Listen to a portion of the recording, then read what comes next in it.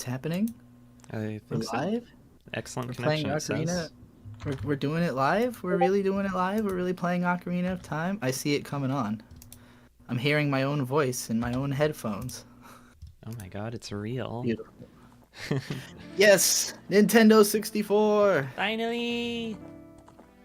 Oh my god, this song though. It's so beautiful. Gotta drink it in for a sec. That nostalgia. Yeah. That little flute noise. Digital flute noise. Yeah, it's some kind of strange flute, like a kind of wind instrument. What's it called? A Macarena? Something Hi, like Elaine. that. Elaine's the first one here. Yo! Isabel's here. Yo! It's Ocarina of Yo. Time! Let's freaking go. But This game is fucking ancient. 1998? it's kind of prehistoric, yeah.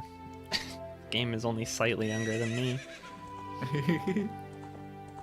I remember playing this for the first time from renting it at Blockbuster and not being able to get out of the starting village because you have to read. You actually, you have to read to play this game. Dude, And it's designed in such a way that if you don't read it, the text will keep looping on you. Because if you just try to mash A, it always says, characters will always ask you, did you get all that? And it'll automatically pick no. And if you click no, then it means they just say what they said again. So you can sit there and mash A for 20 minutes thinking you're powering through all this dialogue, and actually you're just restarting the same dialogue over and over again. Alright, what name are we going with? Just Link? We could be Slime. Slime. Slime. Or Doll, I don't know. CC's here, Z-Cypher's here with a cool horse emoji I did not know existed on I'm gonna ask the YouTube. chat, what do y'all think we should name our hero? Isabella said, this is my fourth ever Zelda game, and it's probably my favorite one. One of the first games I ever beat. Damn. Very clean.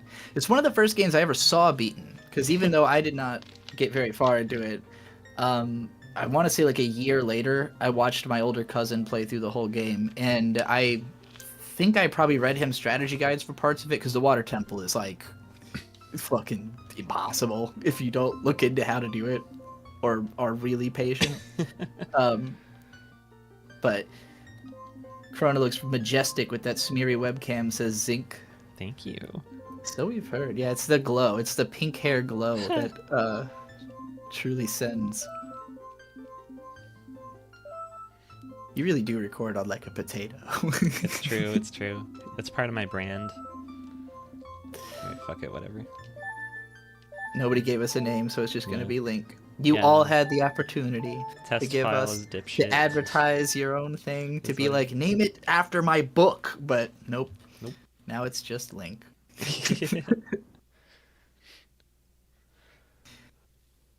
Oddly enough, I played Majora's Mask before this, says Zinc. Interesting. So did I. Majora's Mask is Oh. some of my earliest memories are just that game, running around Clock Town and trying to get up the slide. Do we want to do voices in this or read any of it? Do you? I'm down if you're down, but it would be, we have to pull back and forth However, between- there is one boy who does not have a fairy. Because he is a fairy himself. Gay.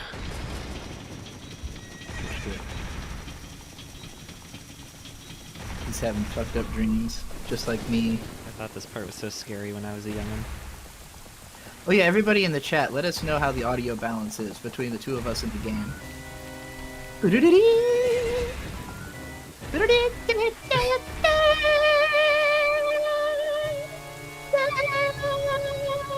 To the dismay of Trixie, my first and favorite Zelda was Twilight Princess. I'm not dismayed. I don't care what other people like at all. I like when other people like things I don't like, because then they can explain to me what's good about it, and I don't have to enjoy it for myself. Navi. But Navi. that's my brother Victor's favorite Zelda, Where art thou? Come hither. and he's played more of them than I have. O Navi Discord the fairy. notification. Listen to my words, the words of the Deku Tree. Dost thou sense it? The climate of evil descending upon this realm. Malevolent forces even now are mustering to attack our land of Hyrule. For so long, the Kokiri forest, the source of life, has stood as a barrier deterring outsiders and maintaining order of the world. But before this tremendous evil power, even my power is as nothing. It seems the time has come for the boy without a fairy to begin his journey. The youth whose destiny it is to lead Hyrule to the path of justice and truth. Navi, go now. Find our young friend and guide him to me. I do not have much time left. Fly, Navi, fly! The fate of the forest, nay, the world depends upon thee. Yay, now it's time for one of my favorite cutscenes. This is, look at what 3D gaming can do! Wow! Good old Grampy Just Tree. pretend this is the greatest graphics you've ever seen in your life and you'll understand what this was like to see in 1998. Yeah, pretend that every 3D like action-adventure game you've ever touched did not exist yet, and that this is your first time seeing one.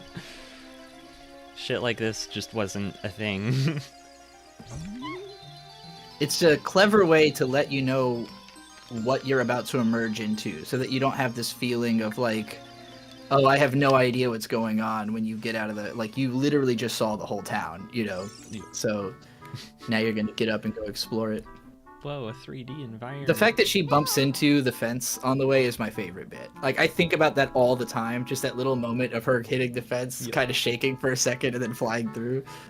It's very So impressive that they were able to make it this good on the first attempt. Do you want to do The the raw Navi? brilliance of Nintendo. Hello, Link.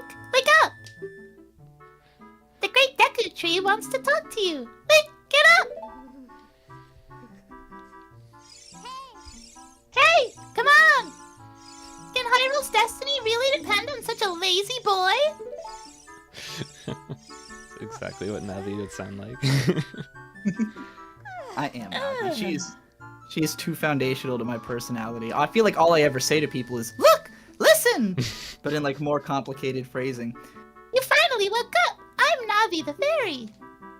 The Great Deku Tree asked me to be your partner from now on. Nice to meet you. The Great Deku Tree has summoned you, so let's get going right now. Look at those graphics.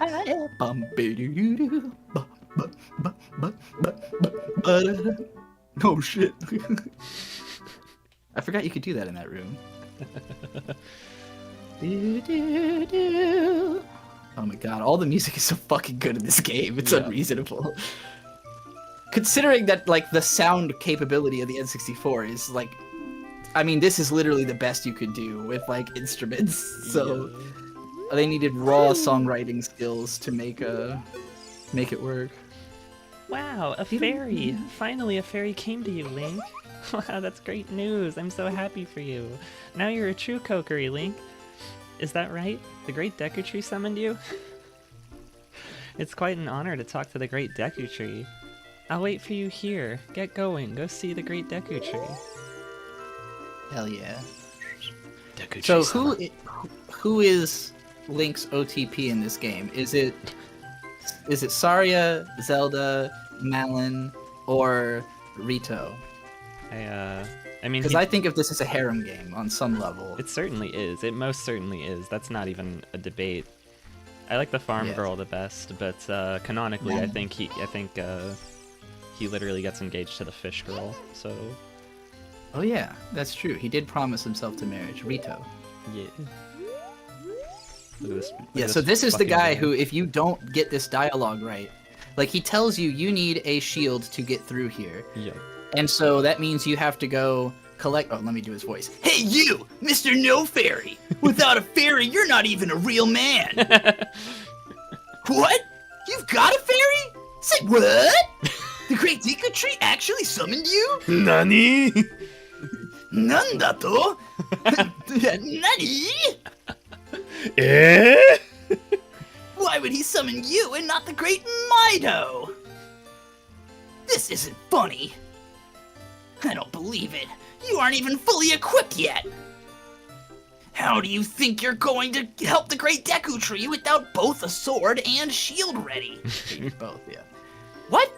You're right, I don't have my equipment ready, but if you want to pass through here, you should at least equip a sword and shield. Sheesh. Back!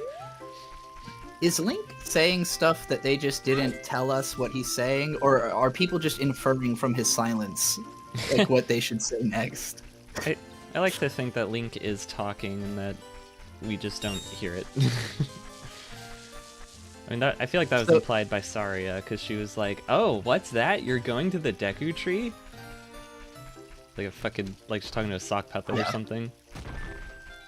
I love this opening bit, like, in retrospect, because obviously as a kid this is literally gatekeeping. Like, I was gatekept from the game. Like, I was not intelligent enough to play this game when I first rented it. Because you cannot brute force progress this game. Like, it is meant to be, like, you talk to that guy and he's like, you need a sword and a shield. And to get a shield, you have to buy the shield, which means you have to collect rupees. And, like, there are people who will tell you that if you talk to them, but if you don't talk to people and, like, figure out what you're trying to do, you like, it is literally an intellectual puzzle. It may be solvable by most children, but I was new to 3D games, alright? I didn't know what the hell was going on. Oh, Fairy finally came to you. Now you have a lot to learn. The best place to go learn some new skills is in the Forest Training Center. It's on the hill just above here. How you play? So that's a good example of. How you play RPGs. Just every RPG, if you want to progress, you talk to every character in every village, and they just tell you how to play the game. Which now I realize is, like, these days when I play RPGs, the most fun part for me is talking to everybody, because that's where you, like, the spirit of the game to me really comes out. You know, like, because oftentimes the NPCs, they only have 1 or 2 lines, but they have to be somewhat thematically relevant to, like, what's going on in the story. So they're usually pretty explicit, and I feel like the themes of an RPG come through especially in the random NPC dialogue. I also remember the first time I did this, getting hit by this boulder a number of times. Fucking eating shit immediately on the giant Cocoa Puffs. Oh, here we go. Get hype. Opening a box. Dude. Fucking treasure chest, baby. The Kokiri sword. Oh my god, look at those polygons. It's so pretty. I love you too, Elaine, if you're still here. She said I can't stay long, but wanted to say hi and good luck on the stream. And I love you both. Z-Cypher says, I'm like Link right now. I want a nap. Isabel says, everybody don't forget to like the stream. That would be extremely helpful. This is a brand new channel. Every little bit of attention helps tremendously. What's that right behind the chest? Some grass I can cut with my sword? Is this oh game my god, a 10 out of 10? It's been driving me nuts that you couldn't cut the grass this whole time. I'm just, every grass you passed, I was like, but you're supposed to chop the grass. Also, the fact that you can divide the sign into fourths is fucking incredible. It's peak. Or thirds, I guess.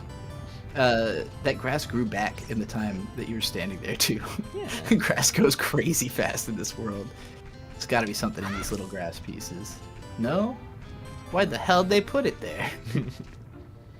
This game's a crap load of ass. Zink says I've always been partial to Malin. She's definitely the most, like, just sweet. Just like a sweet girl in the game, you know? Saria doesn't have that much of, like, a personality. She's more of, like, a... I guess you got rupees for doing a backflip? Did that guy give them to you? Maybe he tells you to do a backflip, and so if you do it, he pays you? Talk to that guy and see if he's telling you to... No, he's telling you to lift the rock, I think. I think this is where you do sword practice. For real? Let's work hey, on let's some work moves. on some moves. His Alright. face. To jump sideways while Z-targeting, press A. To do a backflip while Z-targeting, press A as you move backwards. To do a roll attack while Z-targeting, press A as you move forward. You already know all this, right? We don't need his Every tutorial. 3D Zelda controls the same. Yeah. we were talking about how just unbelievably good the movement in this game feels, which is like the biggest reason I think it's so easy to come back to over the years. Like, I don't know, for me, video games like kinesthetics are one of the most important things, just the feeling of the movement. And what in the world is happening here? Project N64 input plugins? Fixing the controls, because the plugin I was using was limiting my movement, and I couldn't run full tilt while moving diagonally. So I just fixed that, so now I can do this. Nice. Yeah, they put a lot of effort into the controls. Yeah. And like, I think probably Mario 64 was developed before this, right? Like, I'm sure there was some notes being compared, because I know that like with Mario 64, they first designed that room with Mario just chasing the bunny rabbit, and were like determined to make that as interesting as possible. Just like worked on his movement for like months or some shit before they did anything else. I have to assume that they were pretty similarly obsessed with the movement mechanics here, and they've changed them in every Zelda game since, which is interesting. Like, he never quite moves the same way. Yeah. Other than this game, I think Breath of the Wild has the best, like, most responsive, most immediate, like, sensation of whatever I do with the joystick and the buttons, he's gonna do exactly that. Yeah. Whereas in Wind Waker, you're kind of like steering Link. Like, he has momentum like you're driving him, almost. It's weird. Yeah, Wind Waker feels much worse than this one by comparison, because I don't know if you were watching what I was doing there when I was moving around in circles. I was trying to demonstrate how this control stick gives me so much like freedom with how I move Link. I can have him like walking slow, walking a little faster and a little faster, all the way up till he's at a full sprint. That's just from moving the control stick. You don't need a run button. I definitely think Wind Waker was more concerned about flow, and especially in the combat. Because the one thing it does have going for it is that you could fight a lot of different guys at once and kind of bounce between them, because he moves in that very like fluid way. So that feels really good. But when you're just like dicking around in the village, it feels weird, because it's like, it feels like you're oversteering Link all the time. And in this game, again, you have such precise control. Like, if you do backflips or side flips or whatever, like, you know exactly where he's gonna land, and it's just easy to fuck around. What happening?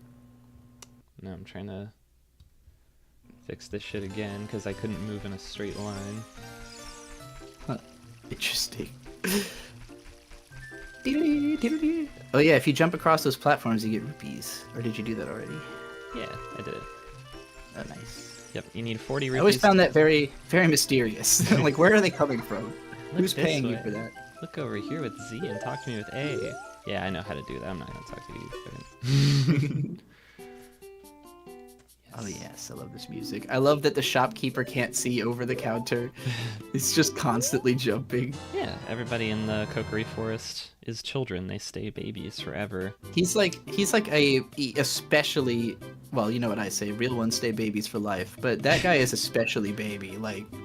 But he's got the oldest face. Like, he looks older, but is smaller than all the other Kokiri. Yeah. That's just the kind of detail that, like, I don't know how to describe why that makes the game better. It just does, you know? Like, that's what makes games like this, where there's just so much little intimate detail that, like, it's just interesting because it's there. Like, the fact that another game would have just put a guy, like, just some generic dude, you know, this game decided, when you get into the shop, it's gonna be a, like, particularly short and old-looking Kokiri. Eh? What's that? Eh? Oh, you have a Deku shield. And what's that? Is that the Kokiri sword? Good grief. Well, even with all that stuff, a wimp is still a wimp, huh? I, the great Mido, will never accept you as one of us. Shoot, how did you get to be the favorite of Saria and the Great Deku Tree, huh? Grumble, grumble. What an asshole. I love saying grumble, grumble, as if that's actually, like, literally what they're saying. Look out for that plant that fucking springs up on you. There you go. Fucking monsters everywhere. Give me that stick, bitch. Yeah! The first text I got box a I was able to stick. skip. Holy shit. Gimme. I want to equip a stick. The sound effects are so satisfying also. I definitely think there's an aspect of, you know, they always say that like limitation breeds innovation, and I feel like with the sound design in this game, like they were like, we can only do 25 things, but we're gonna do them all perfectly, you know. Oh my god, it's him. Oh, you're Navi, thou hast returned. Link, welcome. Listen carefully to what I, the Deku Tree, am about to tell thee. Thy slumber these past moons must have been restless and full of nightmares. As the servants of evil gain strength, a vile climate pervades the land and causes nightmares to those sensitive to it. Verily thou hast felt it. I could barely parse this dialogue as a kid. It uses so many big words. Yeah, it's just a And lot of obscure like words. Fantasy exposition dumpling. I have been cursed. I need you to break the curse with your wisdom and courage. Dost thou have courage enough to undertake this task? I actually started you with yes as the answer. That's funny. Perhaps you do not yet have confidence in your abilities. Return to the Kokiri Forest to learn the skills of combat. Speak to me by using Z. Okay.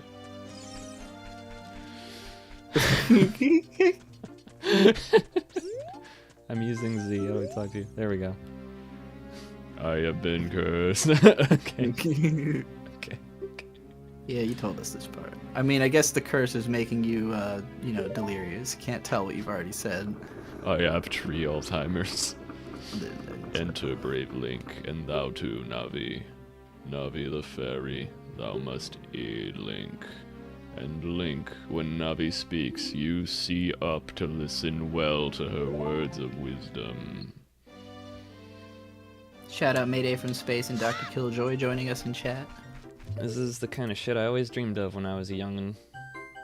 I wanted to be a hero and go on a big epic fantasy quest. And here I am, just a little boy with big pointy ears and big dreams. And Grandpa Tree just told me, I'm ready for adventure! Let's go! Into the void. Fucking spooky in here. Interesting. I feel like I didn't really have a conception of an epic adventure until this game. Like, I'm curious where did you get the sense of I want to go on an epic adventure from that drove you to then play this? I don't know. You just had a feeling of like that's a thing that just happens, or Yeah, I had like a vague notion that there are like fantasy stories and shit. I can't really think of any off the top of my head. It's just had one you of the... seen like Lord of the Rings or anything like that before playing this? Nope. It's just one of those. I guess it was just one of those things that like people talk about it. You know, like they talk about like, oh, stories of like heroes, swashbuckling adventure, and swords and dragons and stuff, and I'm like, how come I've never actually seen that thing? Like, Yeah. And this game kind of gave me that for the first time. Like just a pure, straightforward, not generic, but just like really good fucking fantasy quest.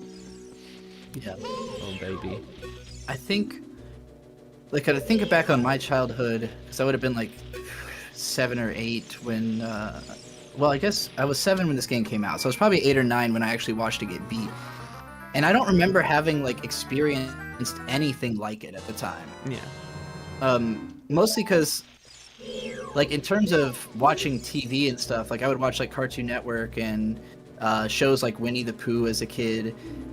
And like none of those really had like a deep story, like a deep emotional story where like real shit happens, you know? And like the everything post time skip in this game like blew my fucking mind as a child. Like just the idea that a story could evolve that much and that all these like dark turns had happened. And like it's interesting because the game doesn't show you the dark things happening. It just takes you to a world where all of this implication is there, and like imagining like, wait, how did it get this way? You know, it's like really inspiring. Yeah. Ooh. This Deku Tree dungeon is a really great tutorial, by the way. Like, Playing it now, I get a little frustrated at the constant, you know, interruptions, just the constant paragraphs of like, here's how you open a door. It's like, okay, yeah, I get it.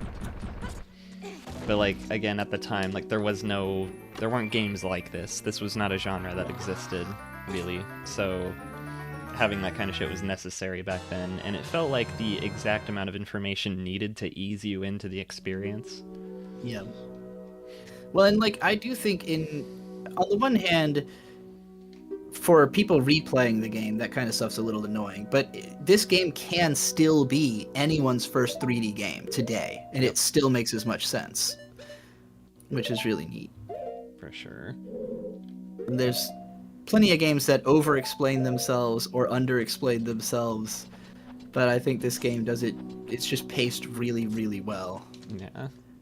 Also, this game gives you like lots of information that, yeah, like you said, this actually is like a really good introductory to playing 3D video games in general, because a lot of tropes were established in this one. Like the fact that Navi had to stop and tell me, hey, look at the surface of that wall, you can probably climb it. And it's like, that's just every video game now. Like every game had, like, instead of giving things like vines or grass or something nowadays, they just smear white bird shit all over the walls to say like, oh, that's a climbable wall. It's clearly marked with yellow tape. Makes no goddamn sense contextually within the game. Nope. I love the sound they make when they die. Like a weird record scratch effect. Also, simple shit like this, like a lot of the puzzles in this game are testing your spatial awareness. So first test of this dungeon requiring you to look around, understand there are things on the wall you need to look at. I can guarantee there's almost no one who like didn't start climbing that vine before shooting those spiders like the first time they played. Like it's because you don't know impossible how fast for me they to are. imagine. They don't know how fast they are. You're like, maybe I can sneak past them, and no, they fucking bolt right at you and knock you off immediately. These motherfuckers. I just wouldn't have even thought to look up.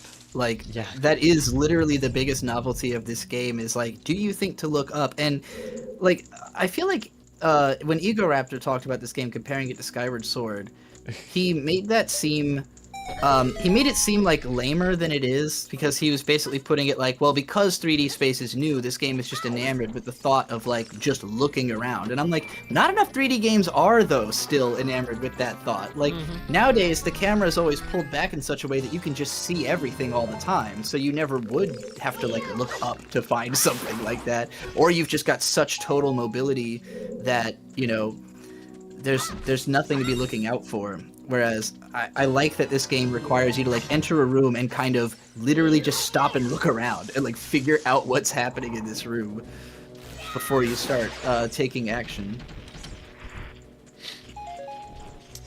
It is fundamentally a puzzle adventure game, I think. For sure. At the very least, the first time I ever tried to plan my own video game as a kid was just a dead ripoff of Ocarina of Time, but it was called Puzzling. And the idea was that because this game has the block pushing puzzles, like I had the idea that basically every dungeon you would start off by doing a block pushing puzzle that creates all the monsters in the dungeon. Over time I came to realize, wow, that's incredibly lame. Nobody likes block pushing puzzles. No, that's true. Yeah, a lot of Ego Raptor's complaints with this game were things that I thought were a bit silly or just exaggerations. Like, it just sounded like complaints of someone who has no patience for, I don't know, like someone who maybe played this game too much, you know? I think it's just that he was so into A Link to the Past, and this game isn't that, you know? Of course, yeah. I recommend, if anybody is like has those Ego Raptor complaints about this game still in their brain somehow all these years later, watch the Super Bunny Hop video about this game, because he kind of directly addresses Ego Raptor's take and like just kind of giving the opposite perspective on it, and it's really good. It's one of his earlier analytical videos, and he's one of the best game journalists of all time, in my opinion. For sure. I'm glad to know you know Bunny Hop. Oh yeah, I watched him because of you. Very clean. See, Cypher says, I love Tomb Raider 1, but tank controls kill me. They feel so awkward now. Yeah, I mean, tank controls for me, work exclusively in games like survival horror games like Resident Evil, or like Silent Hill, where they're like, oh, the controls are a hindrance on purpose because it makes it scarier. And it's like, well, no, not exactly. I mean, that it does have that effect, but that's just the way games were back then for the most part. Yeah, And, the thing about like Tomb Raider, for instance, is that while I understand like finding the controls to be clunky, the game is designed around them. Yeah. So like it has an aspect of like if you could just freely move, there would be no challenge because all of the challenges are built around like very precise, like, you know, like you are meant to turn yourself to the exact angle you want to look at and then press forward and jump at the same time, you know, to grab that ledge. And like if you don't do the precision, you'll kind of mess up. It's more similar to like Prince of Persia, Right. As a platformer than it is to Mario. Prince of Persia meaning the old Prince of Persia, which if you play the old like Game Boy Tomb Raiders, they literally play like the old Prince of Persia games. Damn. With the fully like every time Lara drops from a ledge, she has to like, you know, like land and catch her feet kind of thing, like the full animation. I guess Another World would be the example most people think of with that type of game. Yeah, I have to say I'm really glad that this game was made by Nintendo, so that they could just do the thing they did in Mario 64 again. Yeah. Not have this be one of those. Tank controls would have made this game so much worse. It's funny because Miyamoto, I think, suggested that they make this game like first person and then have it switch to like third person just during combat. And I feel like it would have been a completely different game, like from the ground It up. definitely would If have. that was the case. It would not have been nearly as influential, I don't think. Because I mean I think Elder Scrolls by this time would have already been a first-person RPG, and I don't know if they would have built this at all like that, but I definitely think Miyamoto was like, his biggest thing was like, this is going to be a game about looking around a 3D space, and it's like, but we can't actually do anything that complicated with the 3D space yet, with these broad polygons and like, you know, like, it'd be different if it was like now where you can really tuck all this shit, like obviously Breath of the Wild being a great example of like, you could just blow up any random section of floor and there might be like a secret dungeon underneath or some shit.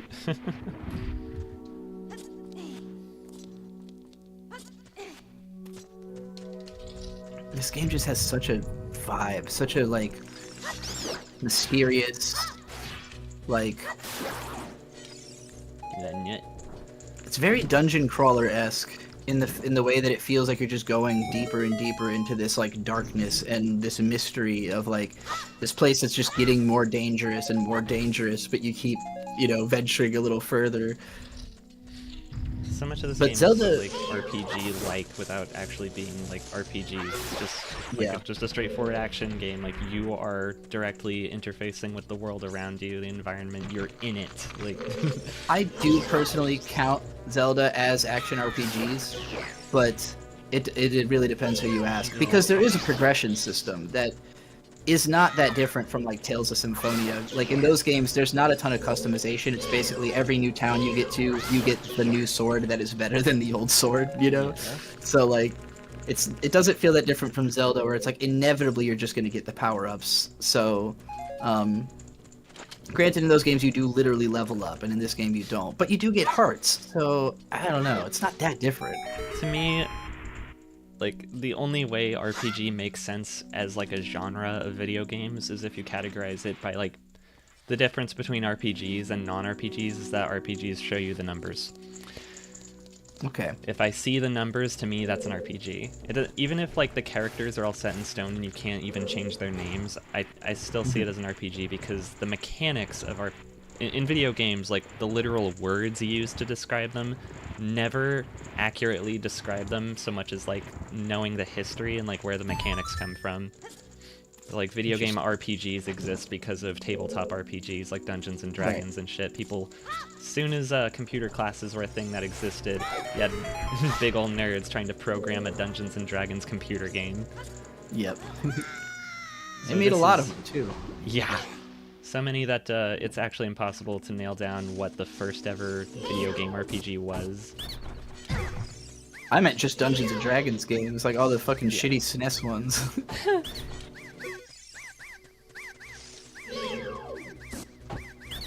Come here, you little bitch. How did you know our secret? How irritating. It's so annoying that I'm going to reveal the secret of Queen Gohma to you. That was 231, right? That you just did? Yep. The 23 is number 1 is one of the first like video game mnemonics I can ever remember. Because like you beat the earlier guy, he tells you the order is 231. 23 is number 1. Yep. Which of course is the order you have to hit those 3 guys in. And I remember like having to puzzle that out, like not knowing what he meant by that. Yeah. Getting to this room, struggling, and then remembering 231 and going, oh. Actually, I might have even had to consult a strategy guide on that. Because again, I was watching my cousin play this the first time. So if he was confused, he might have asked me what to do, and then I looked it up. I was the computer kid, so Yeah, this game definitely. keep in mind, I'm talking improved. about Game FAQs 1999. Like, I was reading the internet strategy guide, like not like a physical book, but like Yeah. literally going online, and there were fans who had already created walkthroughs of most of the like important Nintendo games. It wasn't nearly the way it is today, where like I'm sure there's an app I could download on my phone that would have like a complete map of this game with every single fucking item like Sorry, demarked like- and everything. Can we just appreciate the ambiance for a moment here? Yeah. And this is another clever moment where like the game is making sure you understand that you have to look around. Where's that noise coming from? Wait, You I can see- stand in this room all fucking There's day. something if you don't falling look from up the here. ceiling. What is that? Oh. Oh my god, a giant fucking spider! Isn't that soft. fucking creepy? Yeehaw. This is the easiest boss fight ever. This is a game for babies, but this is fucking crazy. Shoot it, shoot it. Arachnids Stab have it, stab 8 it, legs stab and 8 eyes. I don't understand how that's an arachnid. I think that's true. I don't actually know if that's true. If they all have, scorpions don't have 8 eyes, do they? I'm not sure. No idea. I They think are scorpions are arachnids. Got him. God, that was easy. Not even a minute. Did not even take a minute to kill that thing. Chat, time me. How long was that? I guarantee it was 30 seconds or less. I also love how all the bosses die in this game. Mm-hmm. Each one has like a unique fucked up death animation that is just so satisfying. Decomposing before my very eyes. I feel The best like one is in hero. Jabu Jabu's belly. Oh yeah. The way that boss dies is crazy. Hopefully we'll get there tonight. My goal for tonight is to make it to the bit where we time travel for the first time. I think I can do that within like 4 hours. Shouldn't take that long. I think you can too, although you won't be able to do... Well, I don't know if there is that much side stuff to do as a kid. There's a little bit, but like, I don't know. Well done, Link. Oh lord, here we go. Gonna get the Oh, yeah. big I exposition gotta go. up now. I gotta go pee, so I'm gonna do that while you read Yeah, have fun. this long ass dialogue. Thou hast verily demonstrated thy courage. Excuse me. I knew thou wouldst be able to carry out my wishes. I'm just picturing him talking like the Ents from Lord of the Rings. Wouldst thou listen? Okay. Listen carefully. A wicked man of the desert cast this dreadful curse upon me. Scorpions have anywhere between 6 and 12 eyes depending on the species. Holy shit. I had no idea scorpions went that hard. This looks so fucking cool, by the way. Oh my god.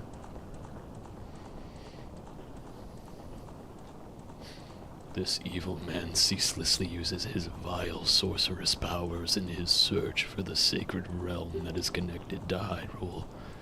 For it is said, in that sacred realm, one will find the divine relic, the Triforce, which contains the essence of the gods. Ganondorf is Middle Eastern? Essentially, yes.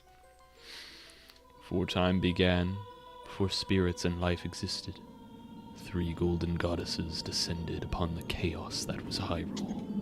It's your creation story. Here we go. Din, the goddess of power.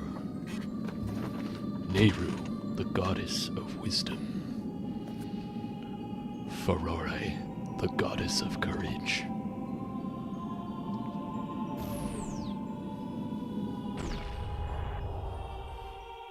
This shit was also crazy to me as a kid. The fact that Zelda has its own creation myth. Yeah. Again, this is way beyond a level of lore I had ever experienced. I also couldn't process this whole cutscene as a kid. It was just too abstract for me. With her strong flaming arms, she cultivated the land And strong created flaming the Red arms. Earth. I want to cosplay Din. She's badass. When you meet her in Oracle of Seasons. Poured her wisdom onto the earth and gave spirit of law to the world. That's so fucking cool. It's the sky turning blue and everything. Ferore, with her rich soul, produced all life forms who would uphold the law. And like, I'm pretty sure these three existed in previous games. They just had no lore. Yeah. Like, so it's interesting how this game just like took all these ideas that were already in Zelda and fleshed them out like tremendously. It's beautiful. Golden sacred triangles remained at the point where the goddesses left the world. Since then, they have become the basis of our world's providence, and the resting place of the Triforce has become the sacred realm. Like, this is one of those plots that if somebody just described this to you outside the context of a video game, like, here's what my game's about, you'd be like, you have schizophrenia. But, like, because it's in a video game, it's just tight. Thou must never allow the desert man in black armor to lay his hands on the sacred Triforce. Thou must never suffer that man with his evil heart to enter the sacred realm of legend. That evil man who cast the death curse upon me and sapped my power. Because of that curse, my end is nigh. Though your valiant efforts to break the curse are successful, I was doomed before you started. I will pass. Oh yeah, this away shit's soon. dark as fuck too. Like the Do first not like grieve for me. I have been able to tell you of these important matters. This is Hyrule's final hope. Link, go now to Hyrule Castle. There, thou wilt surely meet the Princess of Destiny. Take this stone with you. The stone that man wanted so much he cast that curse upon me.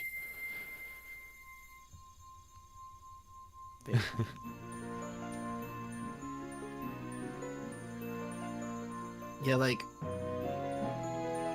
I know we kind of like blew through this and he's just like a generic fantasy like exposition guy kind of, but as a kid, again, like it was way longer that we were in the Deku Tree, conceiving of the Deku Tree, and then like talking to him. He's like a father figure. He's like the most trustworthy voice in the game. He's Link's like everyone in the village literally worships this guy, and then he just fucking dies like right here.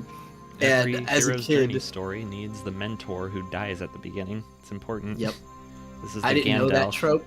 This is the Gandalf. So it was this just is like- the Obi-Wan Kenobi. This is. Gandalf comes back though. He don't really die. Sure, whatever. He doesn't come back to Frodo though. They don't see each other again till the end. I totally forgot that. Yeah. The future depends upon thee, Link. Thou art courageous. Navi the fairy, help Link to carry out my will. I entreat ye, Navi. Good.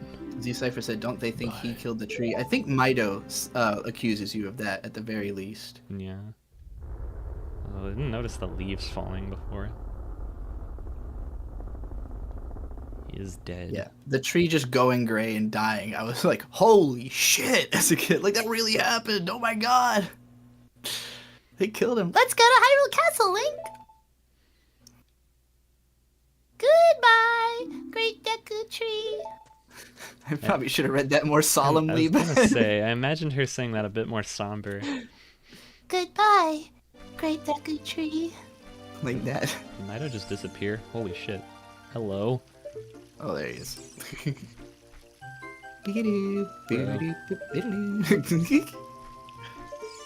Ah! There he is. You freak.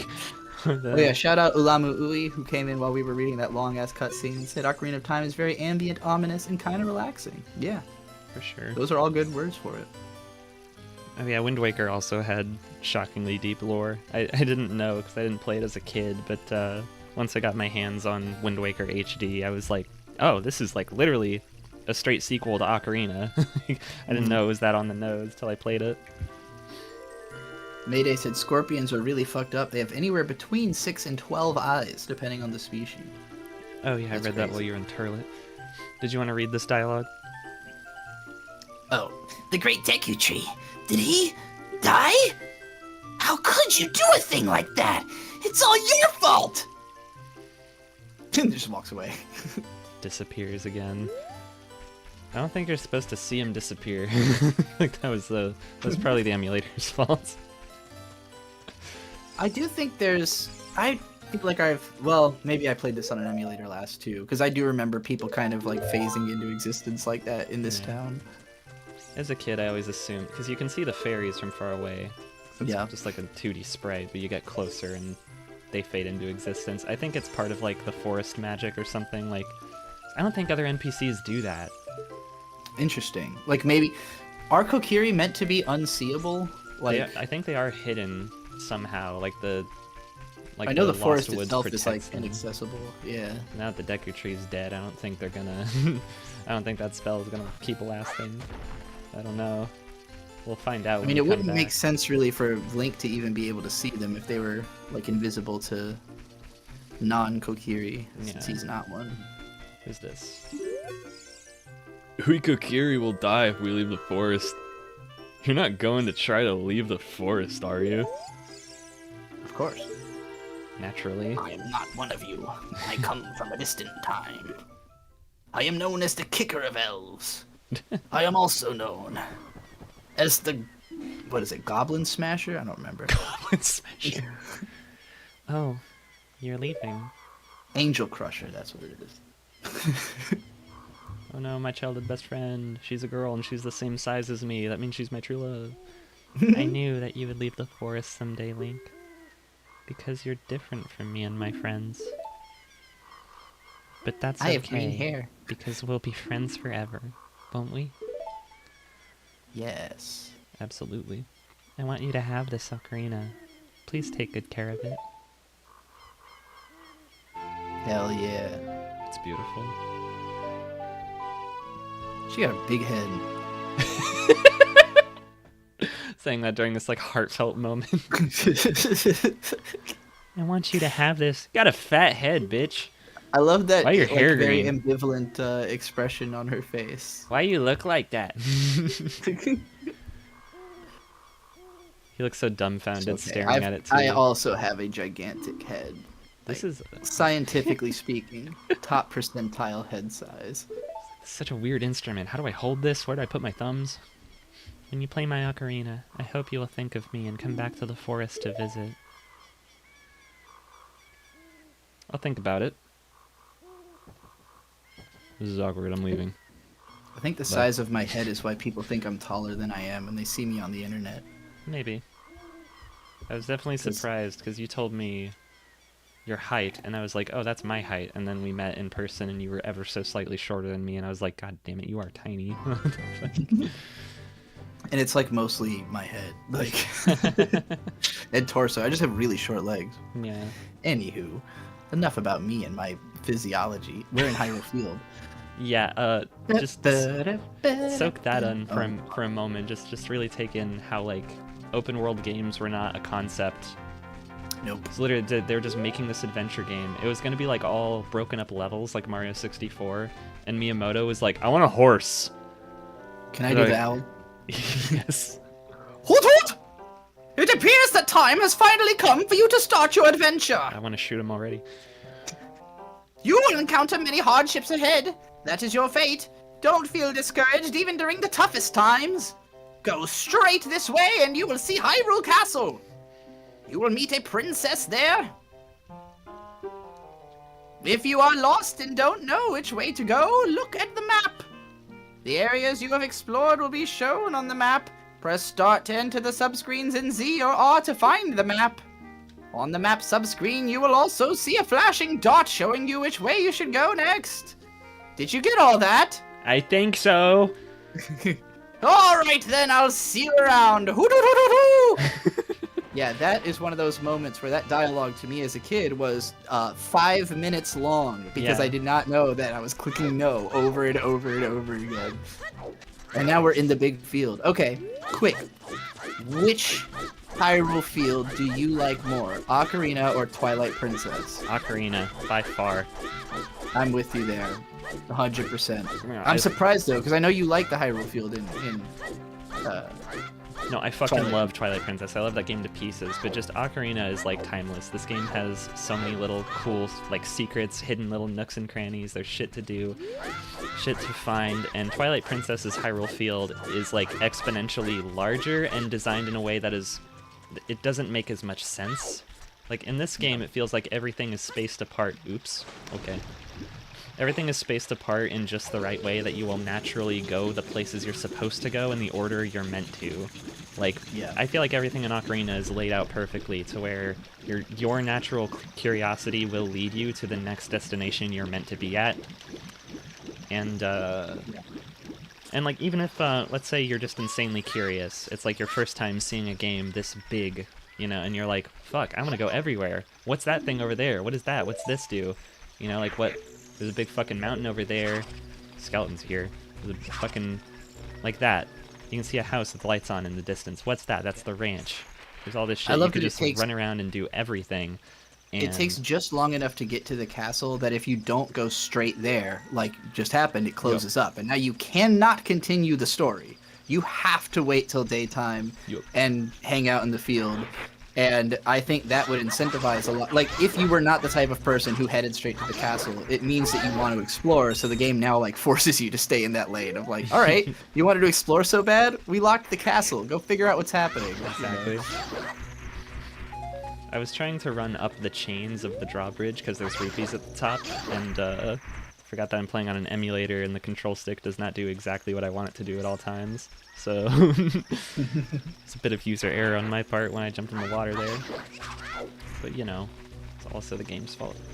Or the emulator's fault, rather. The game is perfect. Hey, and it draws back open. I like that the day-night cycle is so short, too. Yep, nighttime is much shorter than daytime, that's for sure.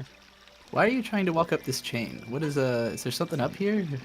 Yeah, I just said Or there's is that just for fun? there's a Oh, rupee there's up there. rupee. I see. I did not know that at all. Fucking emulator. I don't think I ever even thought to try to climb these. I just thought they were like JPEGs. I didn't know they were These level architecture. Yeah, these JPEGs That's got wild. hitboxes, that's for sure. There you go. Wow. I had no fucking idea that was there. Fucking invisible. Look at that pre-rendered Learning ass. new things about this almost 30-year-old game. Oh, I know all the secrets. Not all of them, that's a lie. This game has way too many secrets. I couldn't remember them all. Impossible. See, Cypher said, isn't the owl the save points, or is that Majora's Mask? That's Majora's Mask, I guess. Yeah. Kepora Gebora is just there to tutorialize you and annoy you. Yup. And have a really good song. Fucking around. Look at this town. I love this town. So lovely. Look at these dancing motherfuckers. They look like a music I love box. that- Their legs not moving.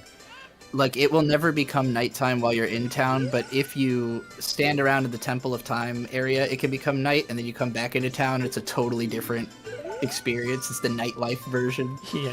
Everyone's doing something a little different. All these NPCs.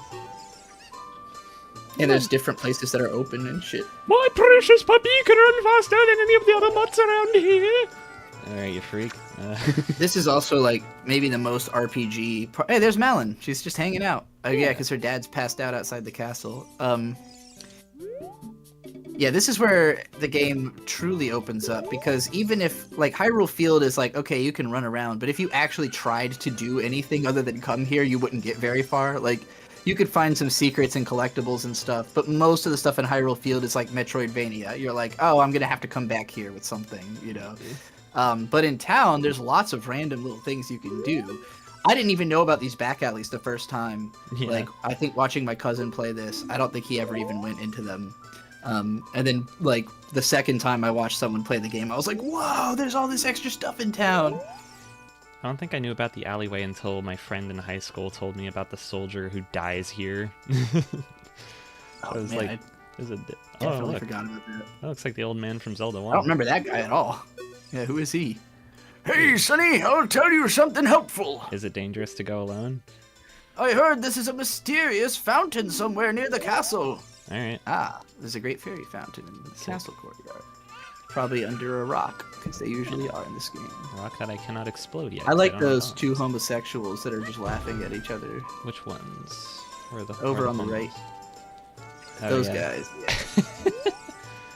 Whoa! What a crazy guy! Can you believe this guy was crazy enough to try to sneak into the castle to see Princess Zelda? All because of this idiot, they've tightened security at the castle. Wahaha! They put them right next to the town entrance, so those are the first guys you would talk to. I wanted to see Princess Zelda. I avoided the guards. Swam through the moat. I was almost there when they caught me. I found a small drain hole on the right side of the castle I thought I could sneak into, but I got stuck there. Huh. Nerd. Adult man incredibly determined to get a glimpse of a beautiful princess. That is definitely a homosexual. Here I go, baby, towards the castle. Krona, are you playing on an N64 controller? I feel like this game is worse when the C buttons are on the right stick like it is on the Wii U. You better believe it, baby. Hold that shit up. Show us what you got. The way God intended. Yeah. I You also probably have, already were holding I have it. the I just atomic I'm purple seeing one. you late. I have the controller in atomic purple, but I'm not using that because the control stick's a little loose. Oh no, not again. Hey, he's here. Hey, Link, this way! The princess is inside the castle just ahead. Be careful not to get caught by the guards. Oh, on this ground time flows, but time stands still while you're in Lon Lon Ranch or in a town. If you want time to pass normally, you'll need to leave town. Well, well, which way are you going to go now? Hoot, hoot, hoot. Do you want to hear what I said again? I No. love that he turns his head upside down. Ooh, you're a smart kid. Good luck then. Ooh. Oh, you sure are smart for not mashing that button and making me repeat myself. You little smart ass. Alright, here I go. Yeah, you fucking... Now this is one of those moments where, like, maybe as a first-time player you'll see that vine and immediately decide to climb it. But if you don't, you go talk to that guard and realize there's no other way, and then you come back here and you see the vine. You go, oh, Yeah. this JPEG is interactable. Oh, I forgot about those weird little Sheikah stones. Boing, boing, the current time is 12:46. Fucking guards all over the place. Look how pretty that castle is, though. It's Look at them gorgeous. sweet-ass polygons. The green roof. They made Just that, makes me think of fucking Super Smash Brothers. Yeah, that's what I was gonna say. Gotta run up this hill. Remember the fucking annoying ass like tornado that sweeps through that level? It's funny. I always loved the tornado when I was a kid. I would jump in it on purpose because I thought it was funny. That's adorable. It's because it reminded me of the Twister from the Candyland game. It was like a CD-ROM game, and there's like an evil guy who's like a black licorice man who like stalks you through every level, and he gets caught up in a little twister in one stage, and I thought that was very fun. I was a toddler. Lama Ui said, the one with magenta pants at the mask store, is that a queer-coded character? Honestly, there is so much queer coding in Zelda, it's hard to tell, like, who's supposed to be straight sometimes. Like half the NPCs you talk to are, like, flaming in most of these games. Something just occurred to me. I have to get caught. Especially the builder guys in the Breath of the Wild. They have, like, the gay builders. Welcome to Hyrule Castle Town. It's a peaceful, prosperous town. I didn't realize you have to get caught before... Yeah, that's what spawns you can, her in. forget. Farm Amazing. girl. Hello, Malin. Hello, beautiful red-haired angel. What are you up to today, She's madam? so cute. Look how happy she looks, in spite of the fact that she's, like, stuck. Hey, your clothes. They're different. You're not from around here, are you? Oh, you're a fairy boy from the forest. My name is Malin. My dad owns Lon Lon Ranch. Dad went to the castle to deliver some milk, and he hasn't come back yet. Classic dad story. Are you going to the castle, fairy boy? Would you mind finding my dad? He must have fallen asleep somewhere around the castle. What a thing for an adult to do. Yep. Oh yeah, if you look for him, I'll give this to you. I've been incubating this egg very carefully. Ting. Got a weird egg. A weird egg. What a weird egg. It's got a tiny nest around it and everything. Let's stick that I like in my how pocket. she, like, didn't bring a rooster, but a egg she knew would hatch soon, that she could maybe, the rooster would wake her dad up on finding him. Also, like, one of my favorite things about Zelda is that it manages to always be, like, G-rated while implying, like, everything. Like, the dad's an alcoholic. Like, Yeah. there's no other way to interpret the way he is other than just, like, he's a single father with an alcohol problem. But they don't say that, you know? He just acts like it in every way. Loses the ranch to his asshole subordinate. Also, the fact that the owl came here to teach us about the day-night cycle and then dumped us with... get dumped with an egg that only hatches at daybreak. Oh, yeah. It's very intelligent game design, and it's like... I don't know, it's that kind of stuff that I wouldn't have picked up on as a kid, but like, looking at it now, I'm like, oh yeah, everything in this game is like meticulously laid out.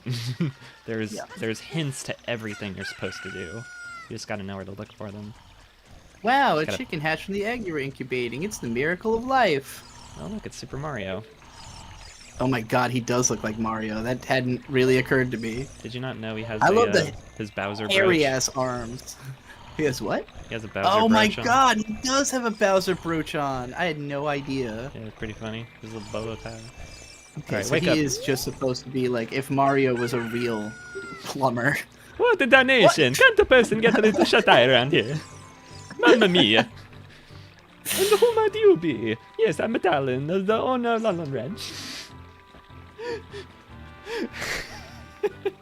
I went to the castle to deliver some milk, but I sat down to rest and guess I fell asleep. Mamma mia, Malin was looking for me. I'm gonna get you now. Alright, enough of that. I messed up bad, leaving Malin behind to wait for me. She's really gonna let me have it.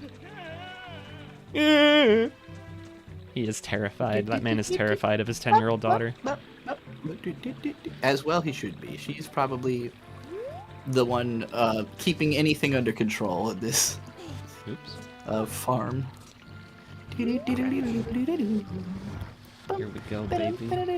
Let me in that fucking castle.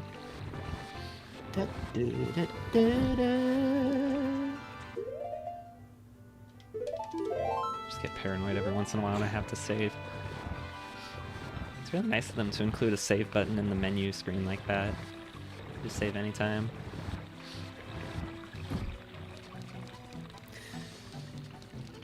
I feel like part of me wants to try to like analyze what makes the music in this game so effective, but I don't actually know music theory, so I feel like I'd be talking out of my ass. But Well, soundtrack by what's his name, Koji Kondo. Same guy from A Link to the Probably. Past. Made the original Zelda theme too, if I'm not mistaken. that makes sense. A shocking amount of this game's soul is like taken from Zelda 2 as well, which is True. pretty funny because no one likes that game. I feel like parts of this game are them trying to like do Zelda 2 like better, like the sword play, for instance. Like Zelda 1 and A Link to the Past don't have sword fighting really. You're Yeah. just mashing the button. Zelda 2 Which is an I attempt love. at having like real combat, and this game follows through on that, though it's nowhere near as difficult. I think this game is much more reasonable, the sword fights. Though I don't think it's perfect. Like the enemy AI in this game, like they have a tendency to just wait around. Like they'll just kind of stand there on guard for a while, which peeves me off a tiny bit, but you know, I'm not even gonna try to cross that beam up there. Not with this emulator. Let me in, let me in, let me in. Is this the first Yeah, I time we love had that a there's- stealth in a Zelda game? I think it is. I love that there's stuff like this that, like, it's one thing that it's a gameplay shakeup, but just the camera shakeup is really what makes this part so interesting to me. Yeah, for sure. Like, it just suddenly becomes a fixed camera angle stealth game, and Bum bum bum bum bum bum bum bum. I like that JPEG statue in the middle of the hedges as well. It's pretty epic. This image is burned into my mind. It's a good camera angle. Wait, is that the window you can see Mario through? Oh, Yoshi or whatever? I think Mario's in this window, maybe? Is it I this know one? there's a window that, Not that one. like, you can see a painting. Oh. Hey, you, don't cause Hey, any you! trouble. Jesus Let Christ. me throw a bomb at you! Trying Oh to my kill me. god. That is so fucking cool. Yeah, there's Yeah, the this Mario game is- 64 window. The level of detail is just absurd. Like, Way. it's like there's so many things that individually you could be like, well, that wasn't like necessary, but when you add all of it together, that is the heart of the game. Is that there's so much like unnecessary, you know. Yeah. But it just makes it feel so much deeper and replayable. And like, you know, someone in chat earlier was just saying, I didn't know about the alley until just now. You know, like, It yeah, is you don't need crazy how much they packed into a beat game game. like this. Like, oh my god. Desperdane says, finally got the chat to work for Desperdane. Just needed to make a channel. Krona is pro. Hell Hell yeah. Oh my god. Who? It's her. Who are you? How did you get past the guards? Oh, what's that? mm, Is that a fairy? Then are you from the forest? Then you wouldn't happen to have the spiritual stone of the forest, would you? That green shining stone? Another thing I love about this game is how much Zelda knows exactly what's going on, like the Yo. whole game. Just as And I she's the thought. least confused person in this game. I had a dream. In the dream, dark storm clouds were billowing over the land of Hyrule, but suddenly a ray of light shot out of the forest, parted the clouds, and lit up the ground. The light turned into a figure holding a green and shining stone, followed by a fairy. I know this is a prophecy that someone would come from the forest. Yes, I thought you might be the one. Oh, I'm sorry. I got carried away with my story and didn't even properly introduce myself. It's also cute that she's taller than you. I am Zelda, Princess of Hyrule. What is your name? I love that expression, that little head tilt, lean forward head tilt. She's so elegant. Link. Strange. It sounds somehow familiar. Okay then, Link. I'm going to tell you the secret of the sacred realm that's been passed down by the royal family of Hyrule. Please keep this a secret from everyone. It's a secret to everybody. The legend goes like this. More exposition. Here we go. The three goddesses hid in the Triforce, Triforce. containing the power of the gods somewhere in Hyrule. The Triforce is something you can get? What? The power to grant the wish of the one who holds the Triforce in his hands. His. If someone with a righteous heart makes a wish, it will lead Hyrule to a golden age of prosperity. If someone with an evil mind has his wish granted, the world will be consumed by evil. That is what has been told. So, the ancient sages built the Temple of Time to protect the Triforce from evil ones. Poop messenger. True, you don't want gold bricks in the hands of bad guys. That is definitely true. They will make the world. Sarah's here. Yo, yo, yo! See, Cypher says Sheik made me trans. That's a right. good. I mean, he said /J, but it's not a bad reason. Not a bad inspiration. Who decided where the camera should go in these cutscenes? Because this is like cinema right now. Cinema, shit. if it wasn't quite so so blurry and janky. You mean like my videos? Wah, wah. That's right. The Temple of Time is the entrance through which you can enter the sacred realm from our world. But the entrance is sealed with a stone called the Door of Time. And in order to open the door, it is said that you need to collect 3 spiritual stones. And another thing you need is the treasure that the royal family keeps along with this legend. The Ocarina of Time. She said the thing. Did you understand well Roll the credits. story I just told you? No. Let me start the whole cutscene again from the beginning. That's great. I forgot to tell you. I was spying through this window just now. The other element from my dream, the dark clouds. I believe they symbolize that man in there. Will you look through the window at him? It's the guy from my dream. Fucking nightmare man that the Deku Tree told me about. I think Nostradamus predicted this guy. You see the man with the really big nose? That is Ganondorf, the leader of the Gerudos. They hail from the desert far to the west. Gerudo doesn't sound like a word that... I feel like the plural form should just be Gerudo. Saying Gerudos sounds stupid. That's true. Though he swears allegiance to my father, I am sure he is not sincere. The dark clouds that covered Hyrule in my dream, they must symbolize that man. What happened? The way he looks Did over he see you? and smiles. Yeah, this scared the shit out of me when I was a kid. Because you know he's the bad guy. I'm like, oh god, Yep. He knows who I am. He knows I'm here. Don't worry. He doesn't have any idea what we're planning yet. Oh, so you think. Yes. I told my father about my dream. However, he didn't believe it was a prophecy. But I can sense that man's evil intentions. What Ganondorf is after must be nothing less than the Triforce of the Sacred Realm. He must have come to Hyrule to obtain it. And he wants to conquer Hyrule. No, the entire world. Link, now, we're the only ones who can protect Hyrule. Please. I don't believe you. That's so mean. Arigato. I am afraid. I have a feeling that man is going to destroy Hyrule. He has such terrifying power. But it's fortunate that you have come.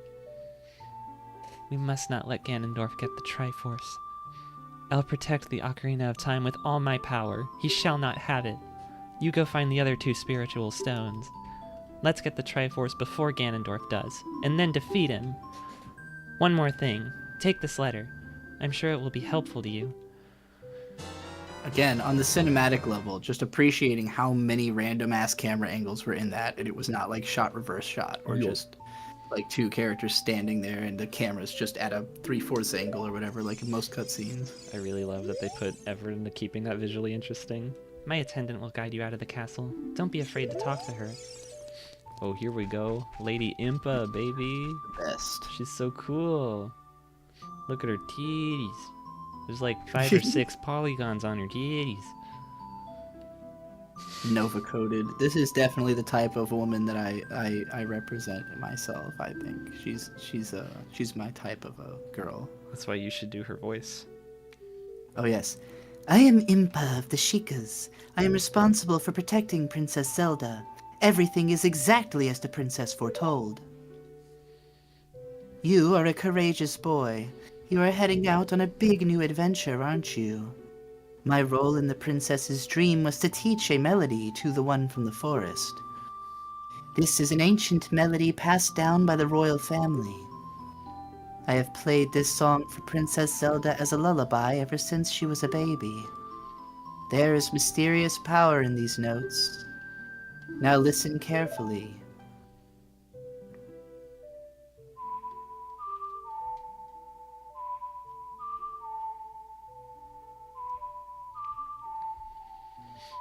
It's a little sad to me that as iconic as this song is, it's mostly used to open doors in this game.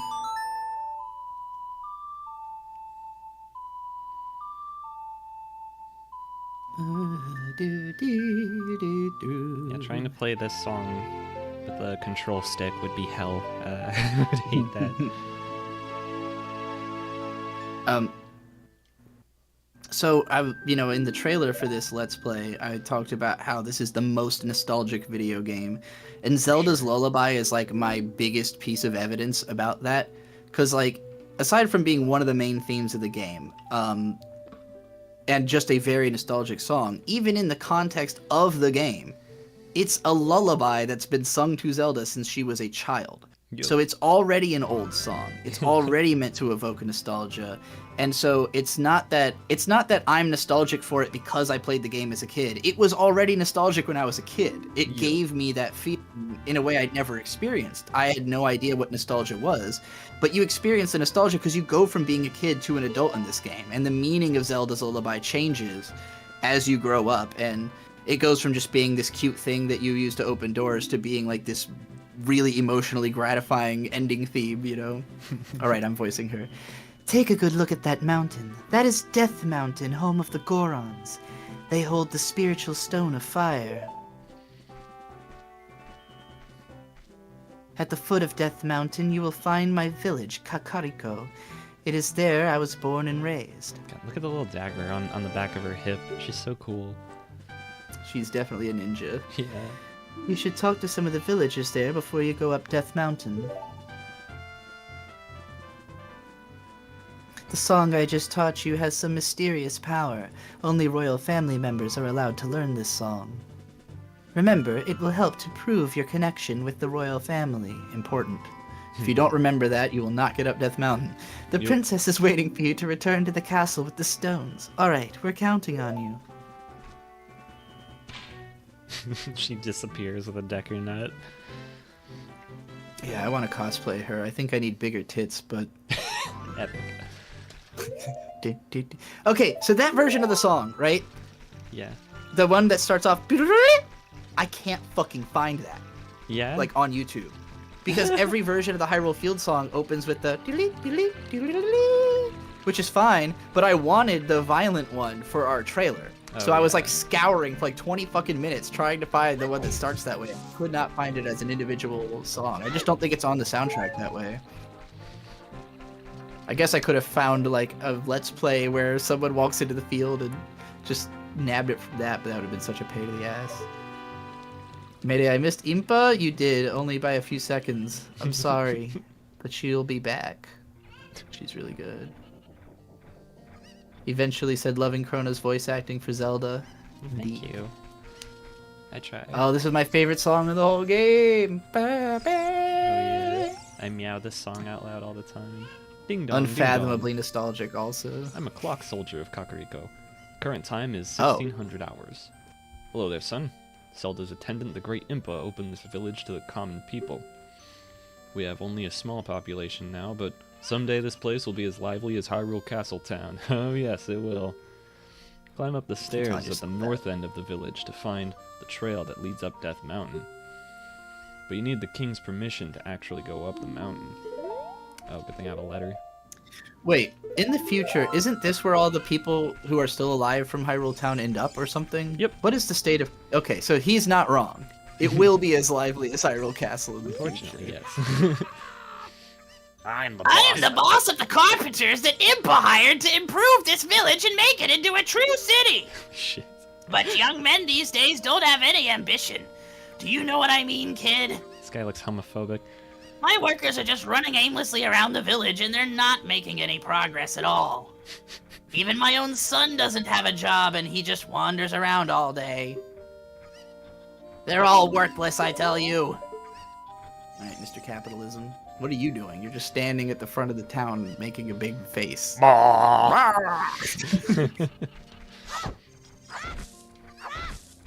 Stuff. I want stuff.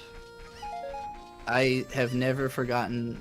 I did actually live stream this whole game early into being Digibrony. Oh yeah. Like, it was the first gaming stream I ever did. And at one point, I was just like, for like an hour and a half, just singing karaoke and doing backflips in Kakariko Village. That's my strongest memory of this game. Oh boy. We all look like this because of the spider's curse. If every spider of the curse in the entire world were destroyed, the curse would be broken. When you destroy a spider of the curse, a token will appear. Collect it as proof of your achievement. Oh my god. Tutorials. One of the hardest subquests in the game, I would think. Look for them not only out in the open, but also inside the dungeons. Of course, this is just our dream. You don't have to do it if you don't want to. If you break the curse on my family, we will make you very rich. Oh. Yeah, there's a bunch of them. And each one gives you a different reward. Do you have to do this to get the biggest wallet in the game, or? That's how you get the biggest wallet. I think you get a bottle from here. That's also how you get a really funny item called the Stone of Agony. It's a rock shaped like a rumble pack, and it makes the rumble pack in your controller vibrate when there's a secret hole nearby. It's terrible. Your whole controller goes. That girl's cute. She's lost her chickens. Is this If I on you? remember correctly. What should I do? My cuckoos have all flown away. My cucks. You little boy, please help me bring them back to this pen. Oh yeah. That's like a whole quest though. There's something else I can do before I start that. Visit Danpei. Yeah. Good old Damp. Now I understand why ocarinas are such a popular item to find in convention center vendor halls. Oh yeah, especially because they are very easy to 3D print. My brother got me a ceramic one for my birthday one time. Nice. Doesn't sound amazing, but you can play songs on it, and it's pretty neato. Which fucking grave is it? Is it this one? A grave within a grave within a grave within a... cause Don't cause trouble, I'll tell Danpei. That's just Wait, this who's little saying that? dipshit baby saying it. Don't cause trouble. I'll tell Danpei. Fucking Tommy Pickles over here. I was thinking he reminds me of Moral Oral. Moral oral. Little kids can't go on the heart-pounding grave-digging tour described on the sign, golly gee. Since I can't do that, I'm just imitating Dampy the Gravekeeper all day. But with my cute face, I'm not heart-pounding at all, am I? You're not cute, you're a demon. Fuck off. Can I grab this grave? No? Okay. I just want to dig up a corpse. I don't know why you're yelling at me. It's fine, there's another thing I can do. That should get rid of him. You see a Triforce on the floor, that means play this song. It's the law of Ocarina of Time. It's an Mayday said, insignia. B, how did you train for that voice?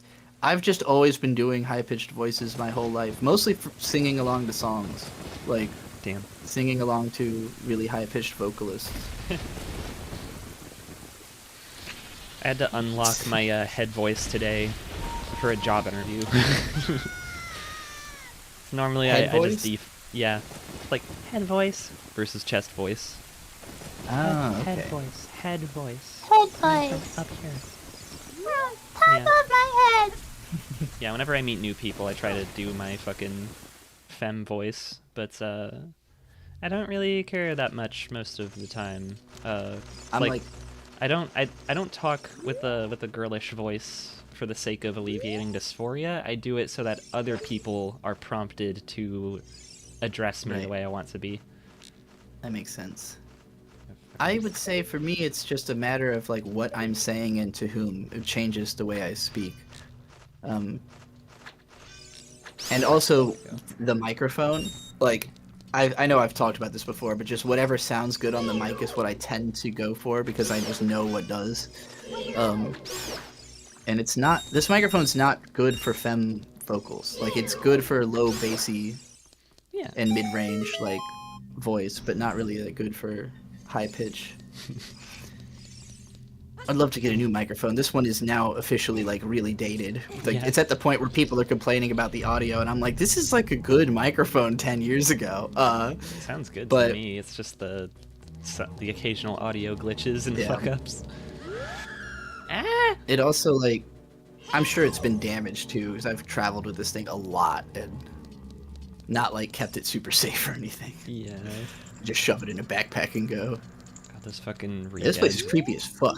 Yeah, no, the zombies in this game terrified me as a kid. This poem is dedicated to the memory of the dearly departed members of the royal family. So spooky. A rising sun will eventually set, a newborn's life will fade. Dead babies, from sun to moon, moon to sun. Give peaceful rest to the living dead.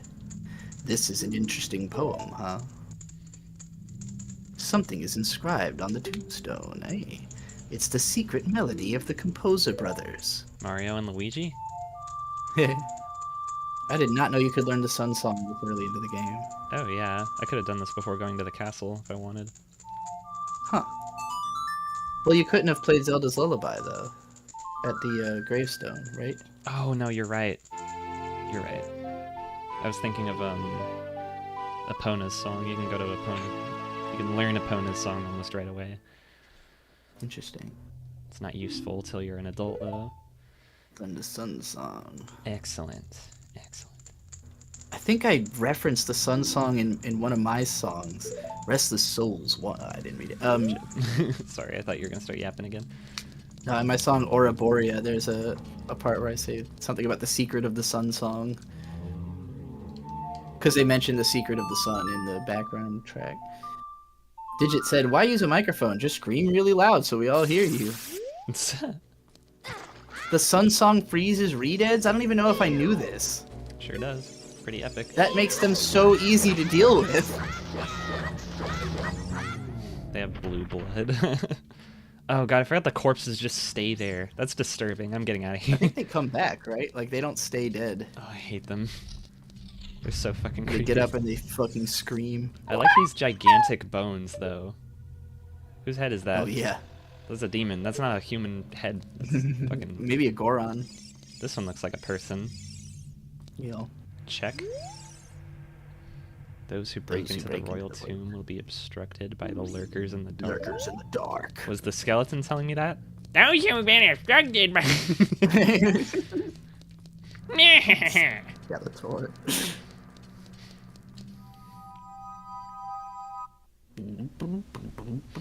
See, Cypher said the enemies that freaked me out the most in Wind Waker are the skeleton guys that grab you.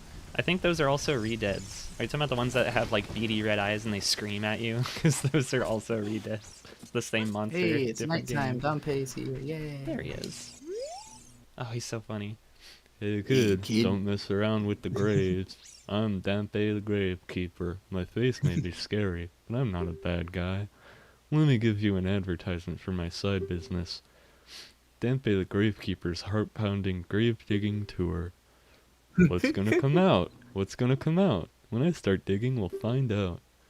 You want me to dig here? 10 rupees for one hole. Yes. Right there? Nope, nothing here. Alright, well, what a fucking...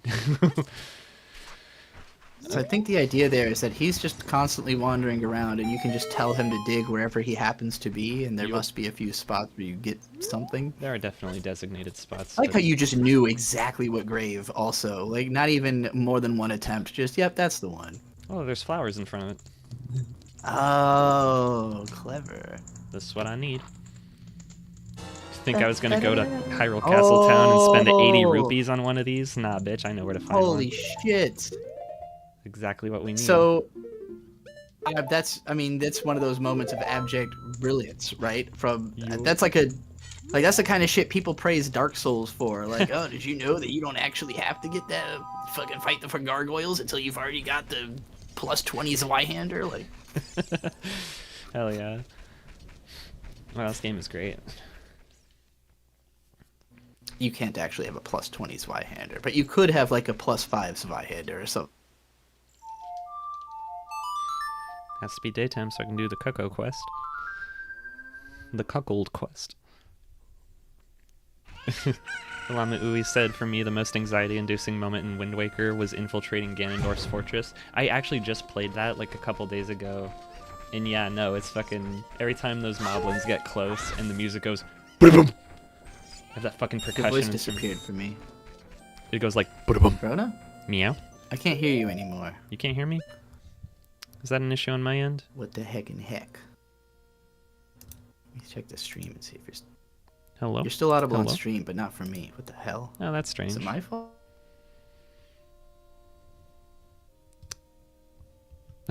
B? Oh, that's awkward. Technical difficulties, I suppose.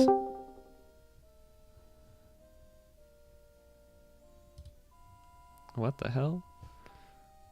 Oh, she's trying.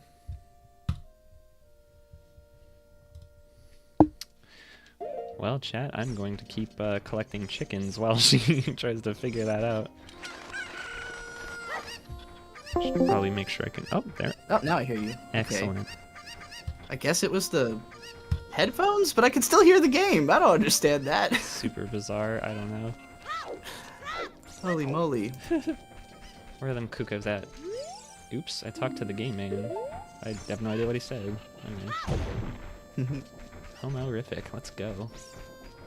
Where are Ulama you? Ui said, for me, the most anxiety-inducing moment in Wind Waker is infiltrating Ganon's fortress. That's And yeah, what I that was part responding sucks. to when I cut out. I was saying I just played that part like the other day, and yeah, it's fucking Oh yeah.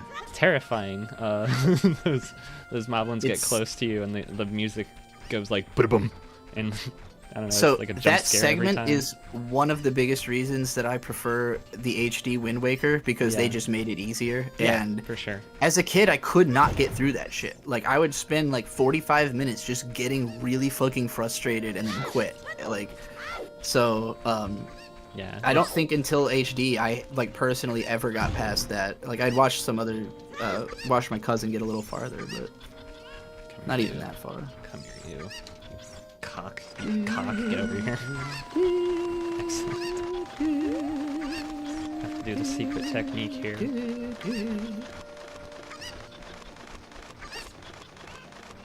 we go.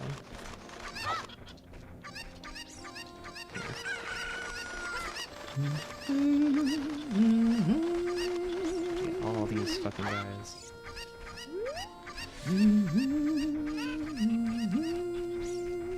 Hey, Marcy. If you're still there. It seems like she showed up and then said, gotta go.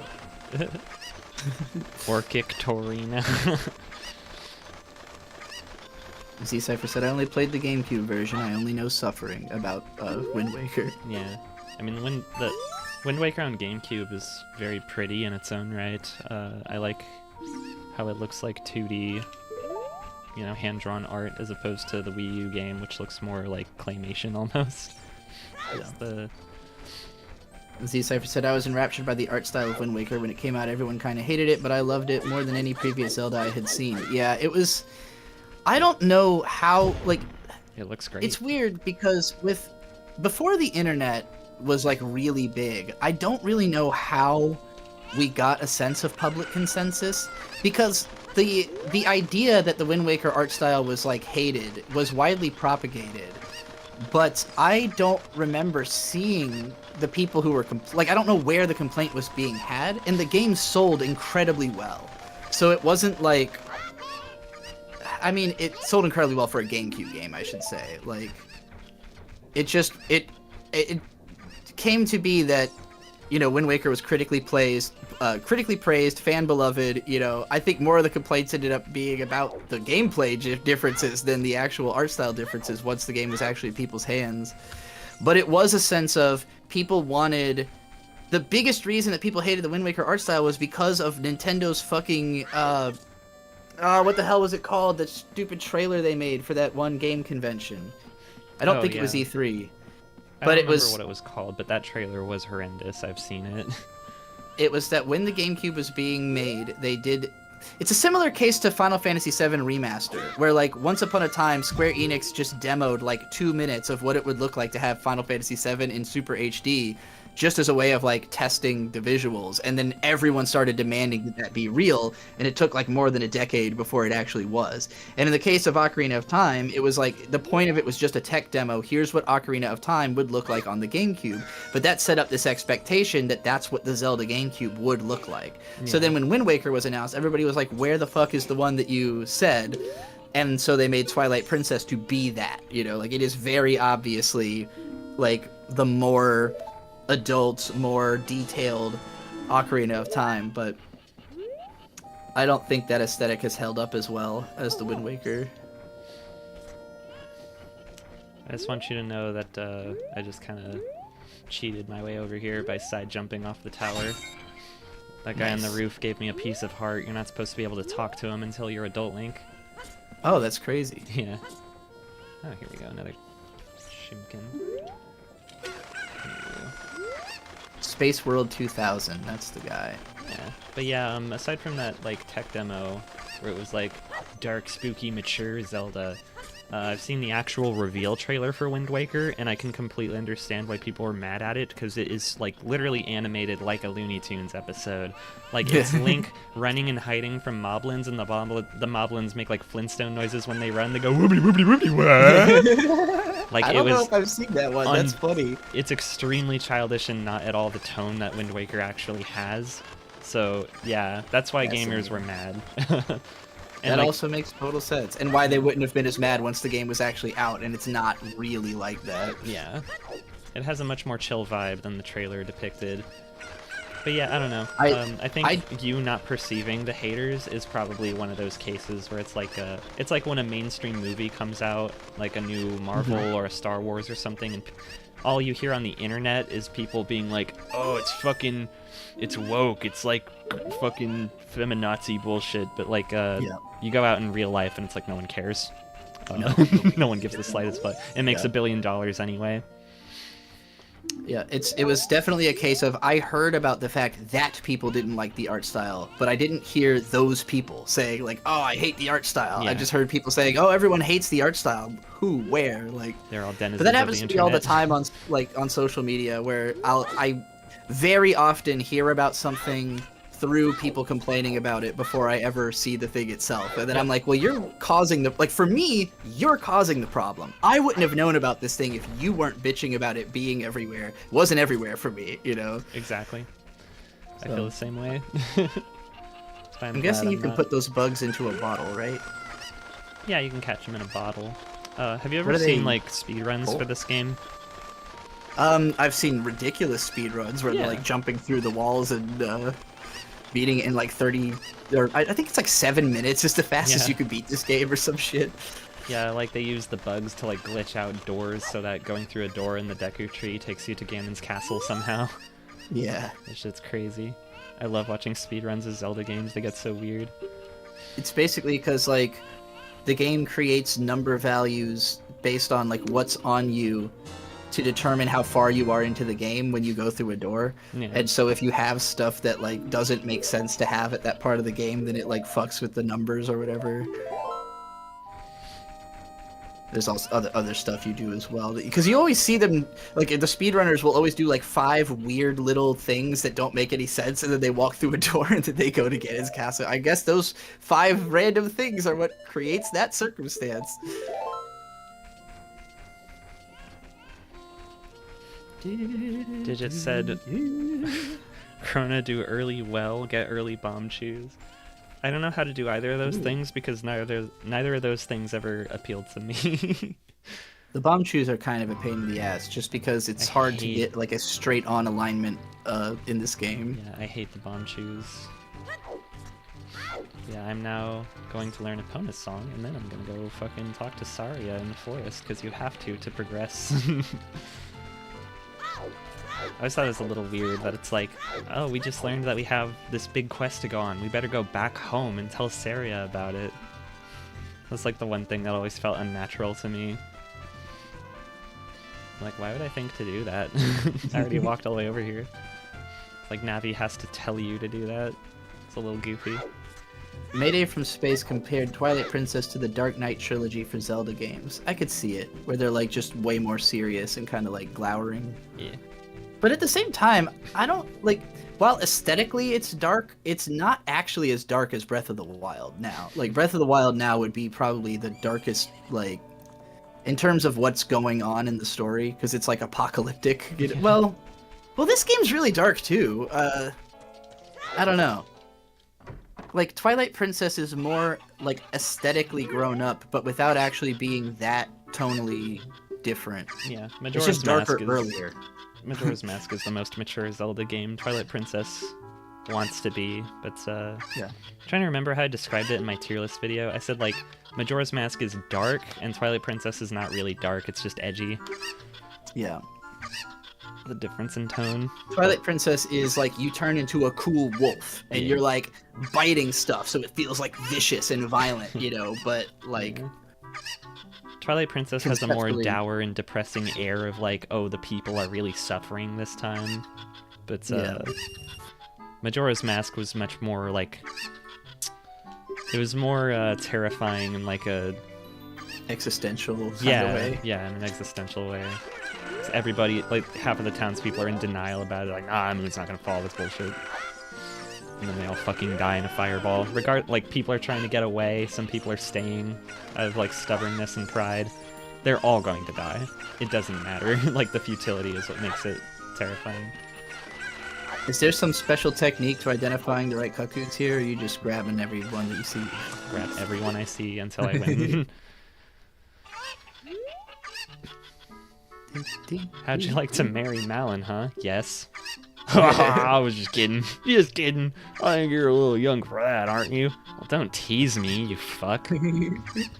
I'm proud to present to you a sample of our very own Lon milk. You'll be energized the moment you drink it. After you drink it, you can bring back the bottle and buy a refill anytime you want. It's the second bottle, man. And he falls asleep immediately. Oh, I love this game. Can I go up the steps? What's up here? Anything? It's just a chicken coop. Decipher said, I literally begged my brother to let me play when he got Epona, so all I did was run around with the horse. This is like the first horse riding game, isn't it? Yeah, I think Like so. on top of everything else, they fucking introduced horse mechanics all the way back here. And then every game that ever didn't have one was like, this could have a horse, though. There we go. Until finally Elden Ring perfected the having a horse in a action RPG game. Can backflip my way on this dresser. There we go. Parkour! Mayday from Space said, wait, is that man Mario? Now I have to show you the Bowser brooch. We looked at it earlier. Oh yeah, he's got a brooch of Bowser on. Yep. Got a little Bowser head. Barely see it from this angle, but... Yeah, he's falling asleep. It's epic. Mayday said, I think that maps to how the Dark Knight isn't dark to me, it's more gritty. That's true. I guess it's not even necessarily the darkest Batman as much as the most, like, realistic Batman. Yeah. Hello, cute farm girl. I'm back. We're getting married now. It takes you back. Petrichor says, Tears of the Kingdom is the first Zelda game that I've ever beaten. What would you recommend to try next? The first one. Just go straight to the first one. And if you hate it, just move your way up from there chronologically.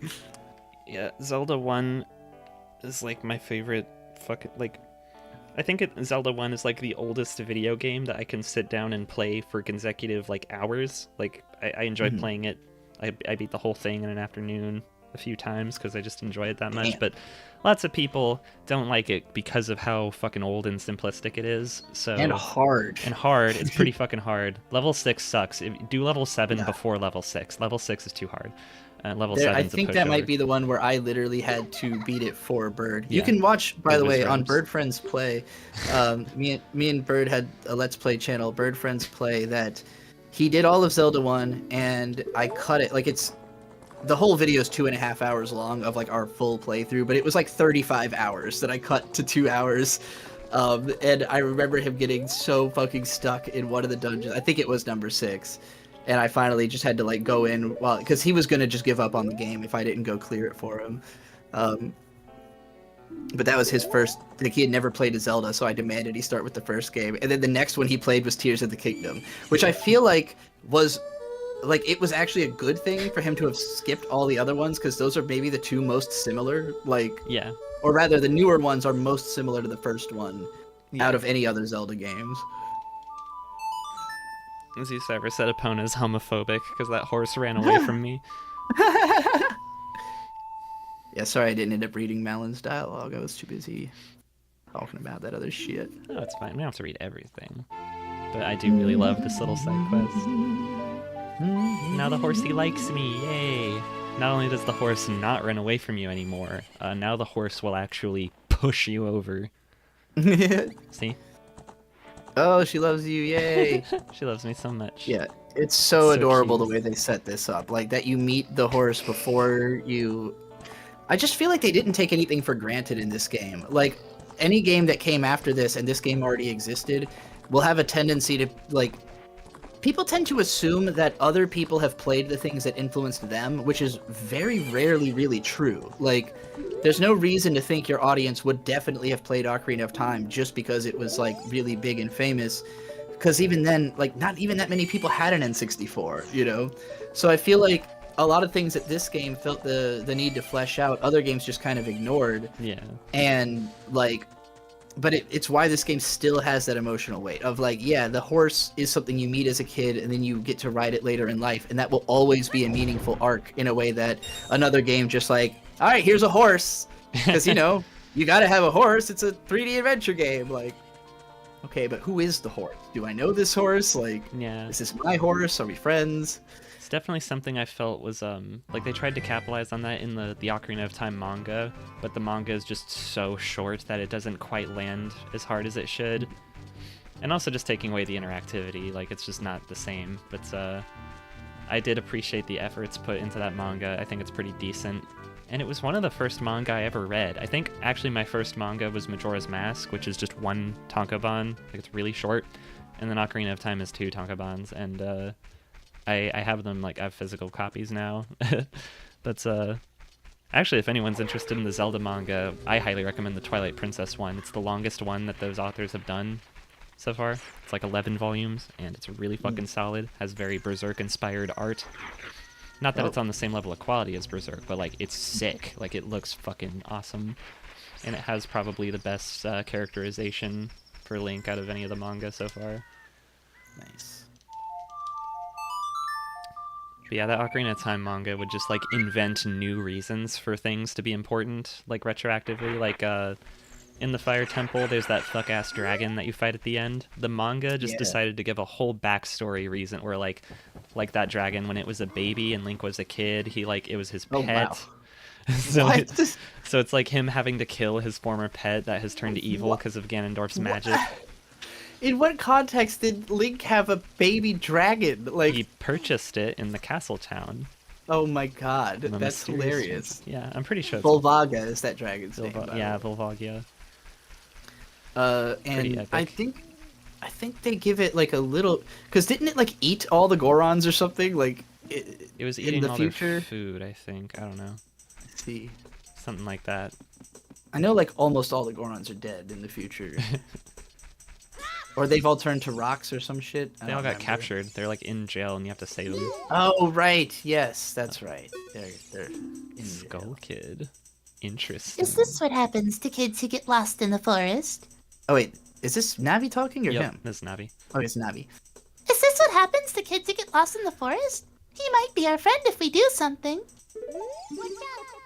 Oh yeah, I think that you have to like give him the mask from the mask salesman. I think that's how this works. Oh yeah. Well, you can also, if you break out your ocarina, you'll do like do what he does. I think, right? Like a matching game. I have no idea. Maybe you have to play Saria's song and then he'll start doing it. I'm not sure. That's not how it goes. Saria's song is do do do do do do do do do do do do do do. Oh, fuck.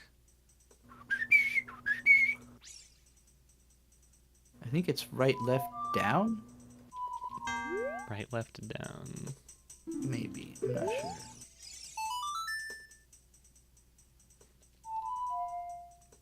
No. Well, it should be in your menu. Fuck's sake. I don't think I... Do I know Saria's song? I thought she taught it to you on the way out of the village I when she think- gave you the ocarina. I think that's what I'm here for now. Oh. Yeah. That's why I see. came back to the Lost Woods. I So, see, I see. Petrus That makes is sense. down, right, left. Oh yeah, that's it. I don't know if it'll count, but I can try it. Down, right, left.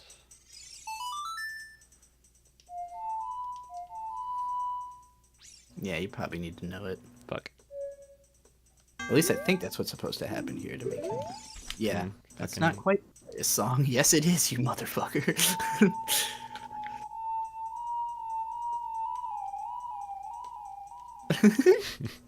I love fiddling with this thing. The control stick and the like Z and R buttons change the fucking notes. Okay, so I think it's I didn't even know that you could like make the notes sound different. Oh my goodness, Bird's here. right, left, right, left. Oh, fuck me. I'm watching Ocarina. Hey, Bird. How was work? Okay, quick, I gotta skip his fucking dialogue.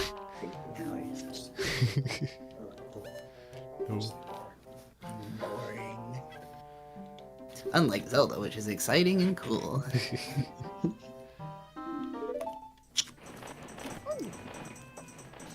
Fucking owl is just here to tell Hey, you, stupid. listen to the music. I'll come meet you before too very long.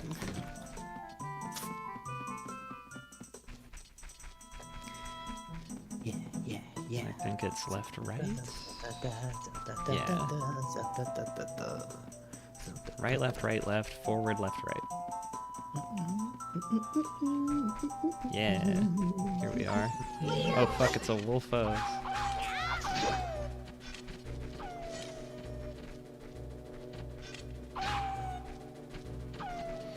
Yeah, apparently this Z targeting system, like this isn't the first game to have like lock-on mechanics, but this was far and away the best game to attempt it. Oh yeah. Like it had never been done this well before. And this is how Dark Souls even exists. yeah. Yeah, definitely as an adult when I played Dark Souls the first time, I kind of looked at it as like, oh, like I'm kind of moving on from Zelda and like I'm playing more like complex, mature video games now. Like I very much saw Dark Souls as my replacement for Zelda. It's definitely heavily influenced by it. For sure. What was I gonna say? Oh yeah, the Z targeting in this game was allegedly inspired by like some fucking kung fu movie or something where like a guy is swinging around like a chain scythe, wraps it around a guy, and is like wraps around it by running around the guy in circles. And it was like the way the camera was positioned to where the enemy was centered and the person wrapping them in the chain was like also visible on camera at all times as they were pivoting around them. That was like where they got the idea for the Z targeting. What an interesting inspiration. Yeah, just watching movies and copying that. That's how That's we why get. it's whatever kind of artist you are, it is super important to consume art in other mediums to inspire the one you're doing. Because if you're only looking at the media that you're already consuming or that you're already creating, how will you innovate? Like, where would other ideas come from to bring into that? You'll just end up doing what's already been done. Yeah.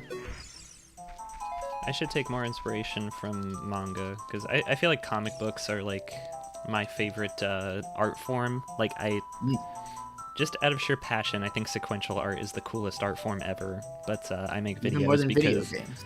I make videos and not comics because I don't enjoy the process of drawing. It's just not fun for me. If it was, I would have fucking published some comic books by now. But I've been waiting for you, Link. I hate drawing, but I love storyboarding. Yeah. This is the Sacred Forest Meadow. It's my secret place. I feel this place will be very important for both of us someday. That's what I feel. Tell me about it. If you play the ocarina here, you can talk with the spirits in the forest. Would you like to play the ocarina with me? Don't do it, don't do it, don't do it! Okay. Try to follow along with the melody I'll play. Are you ready? Hey, I just played this like 5 minutes ago, and it told me this was not your song. Yeah, Petra taught it to me.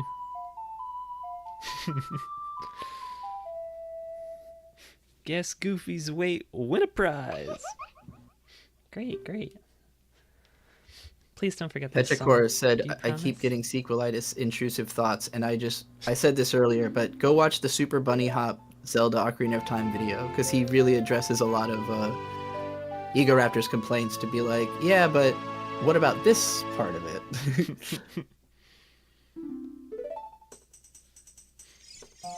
Yeah. I never liked his takes on Ocarina very much. A lot of it is I gotta just... pee, and I want to say hi to Bird, so I'm gonna be up for like 5 minutes or so, if that's alright. Yeah, it's fine.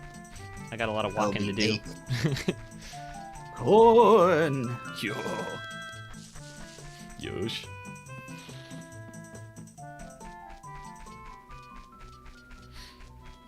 I'm actually struggling to remember what Aaron's arguments were exactly. I know he complained a lot about waiting around in this game, which is, I don't know, that's just kind of funny. So I mean, like, it is certainly true. I mean, running into bullshit like this owl, for instance, there's quite a bit of stuff in this game that does wear me down on repeat playthroughs. I get a little tired. Like, this is the most entertained I have been by this whole first half of the game in years because I'm playing it with B and, like, doing the voices for y'all and everything. If I was playing this by myself right now, like, I would have gotten bored after the first dungeon and turned this off. Because I'd just be like, oh, I've seen this cutscene before, I don't care.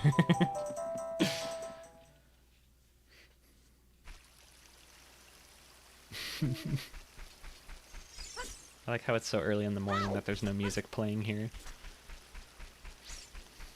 I entered the Kokiri forest at daybreak. See, Cypher says I'm behind, but I love drawing like nothing else. Oh, I love drawing and like nothing else. Yeah. That's just the way it is sometimes. Because I don't know. I don't remember who it was that told me that for you to like hone a certain skill, like to be an artist, you should enjoy the process of making the thing you're making.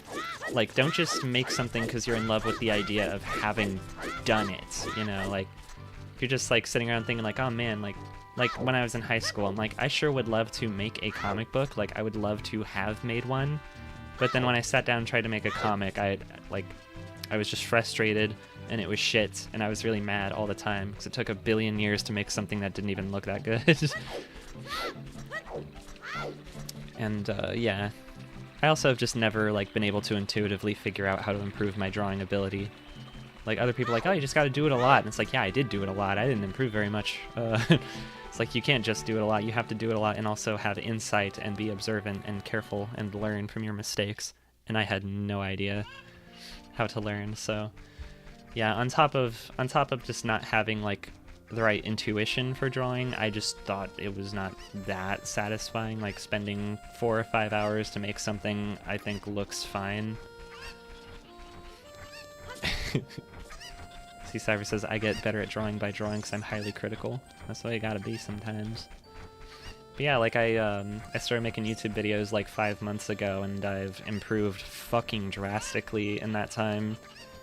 And I feel comfortable saying that because everybody told me that I had. Like, everybody watched my newest video and were like, God damn, like, you did this in 5 months? Oh, this is surely Princess Zelda's handwriting. Well, let's see. Okay. This is Link. He's under my orders to save Hyrule. Oh, what kind of funny game has our princess come up with now? Okay, alright. You can go now. Just be careful, Mr. Hero.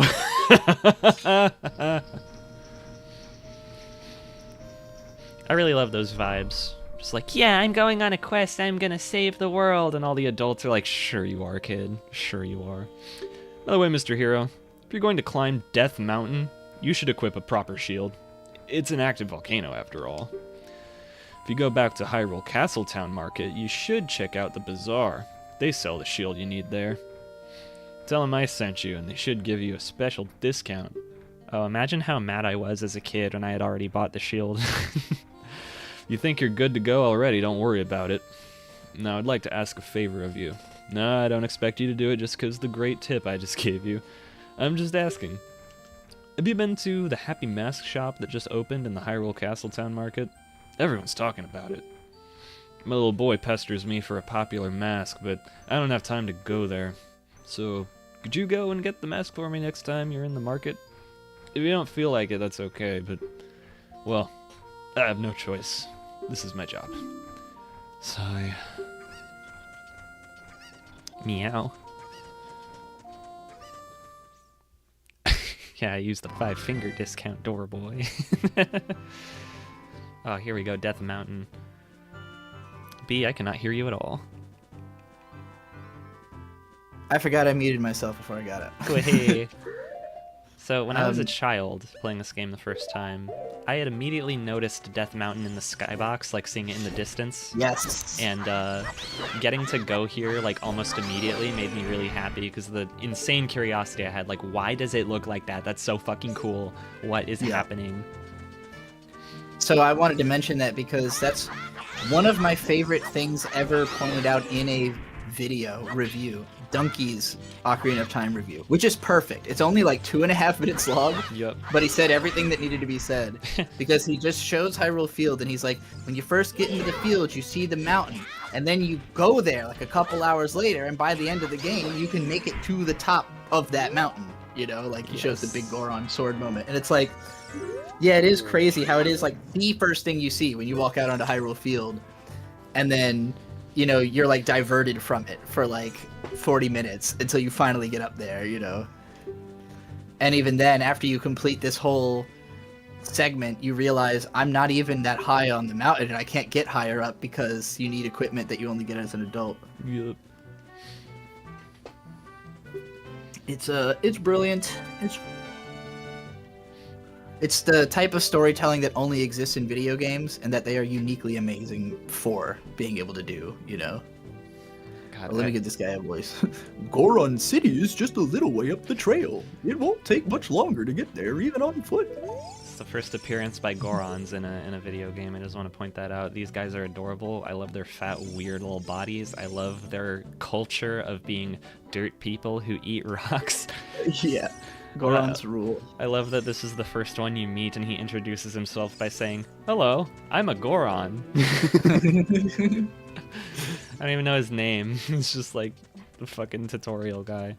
"Hello, let me introduce you to my culture." Huh? I love him so much. Tell me the story of your life.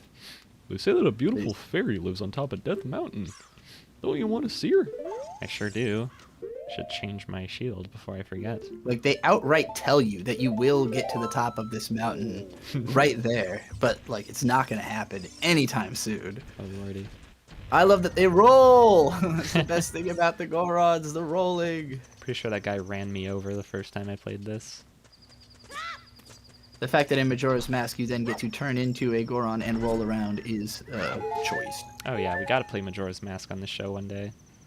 For show. Be nice if I could stream just from my actual hardware, because I have all the consoles and like the actual games right over there. Emulating it makes me feel like kind of a tool, because this is not what it looks like. This is not what the game is supposed to look like.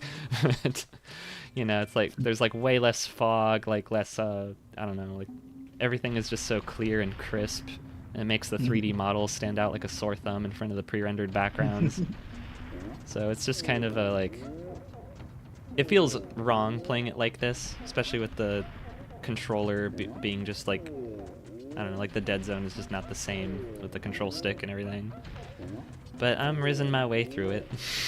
I'm thinking about just the sheer sonic inventiveness too, with the same sound palette that they made the rest of the songs with, create this song that sounds totally different. Sounds like it's played on jugs. Like,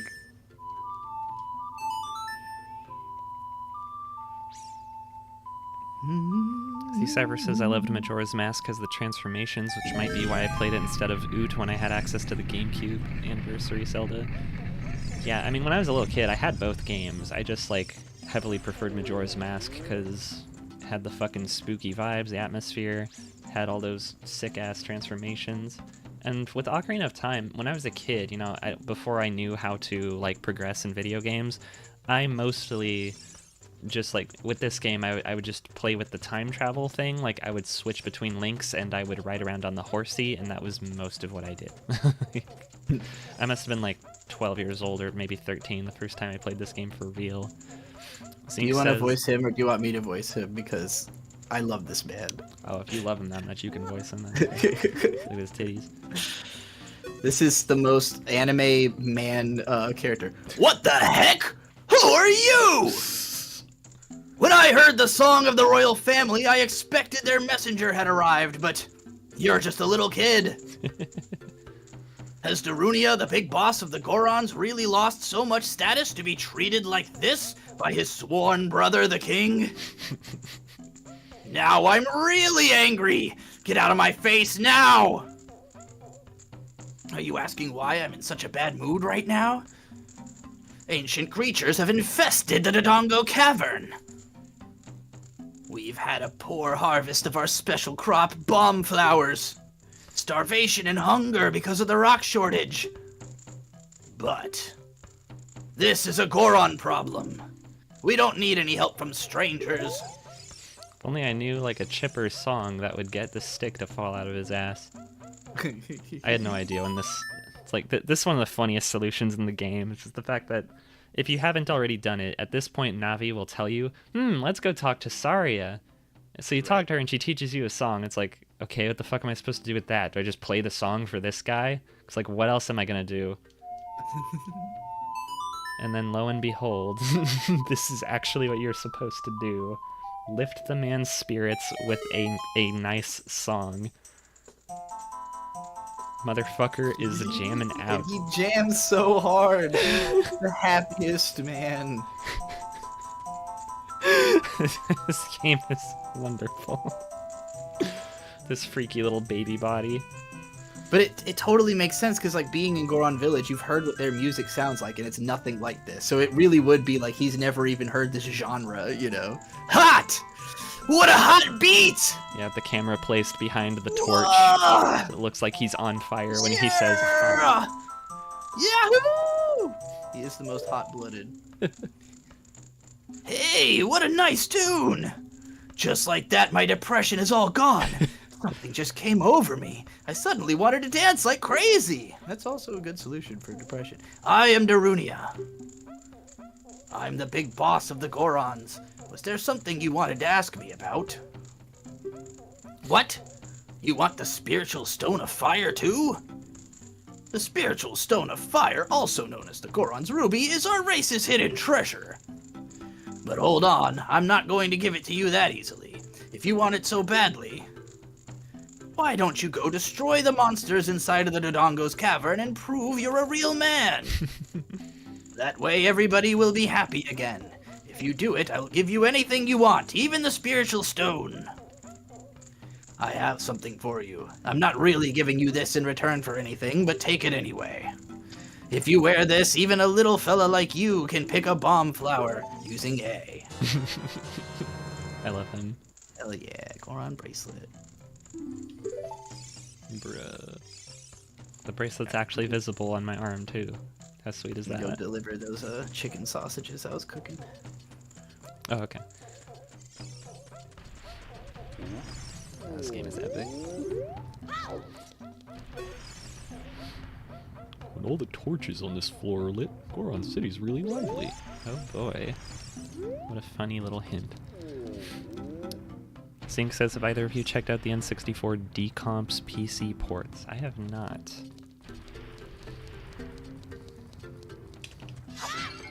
I have, actually last time I played these games, I think I emulated the 3DS ports, like the remakes, but with the Majora's Mask remake, I downloaded like a mod to change it and fix a lot of the problems that remake added.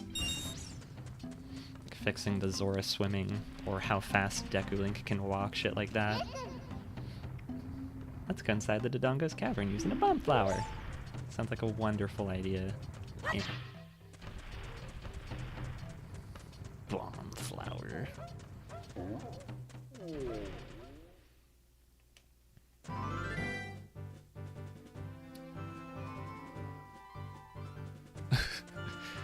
Also looked up Super Bunny Hop video. It's 12 years old already. Jesus Christ. Yeah, I mean, Aaron Hansen's video came out when I was in high school, I think. When I was at, like, the peak of my Game Grumps obsession. Please. Yes! Nailed it. Okay, now... let's see if I can position myself just right for this one.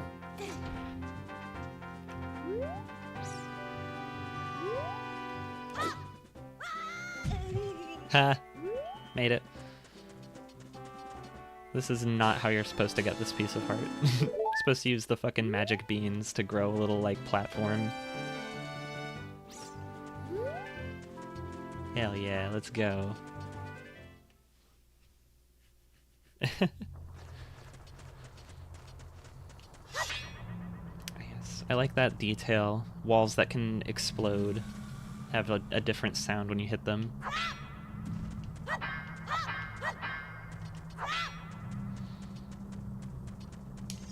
how you find the secrets. You just hit everything.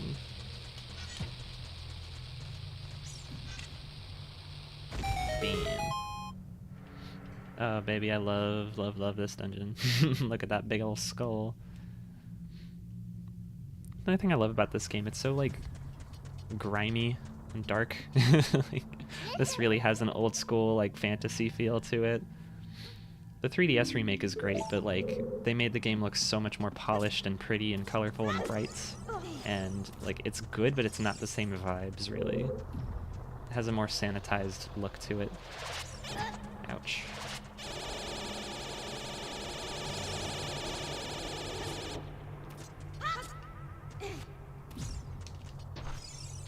Come on, baby. Come on, baby.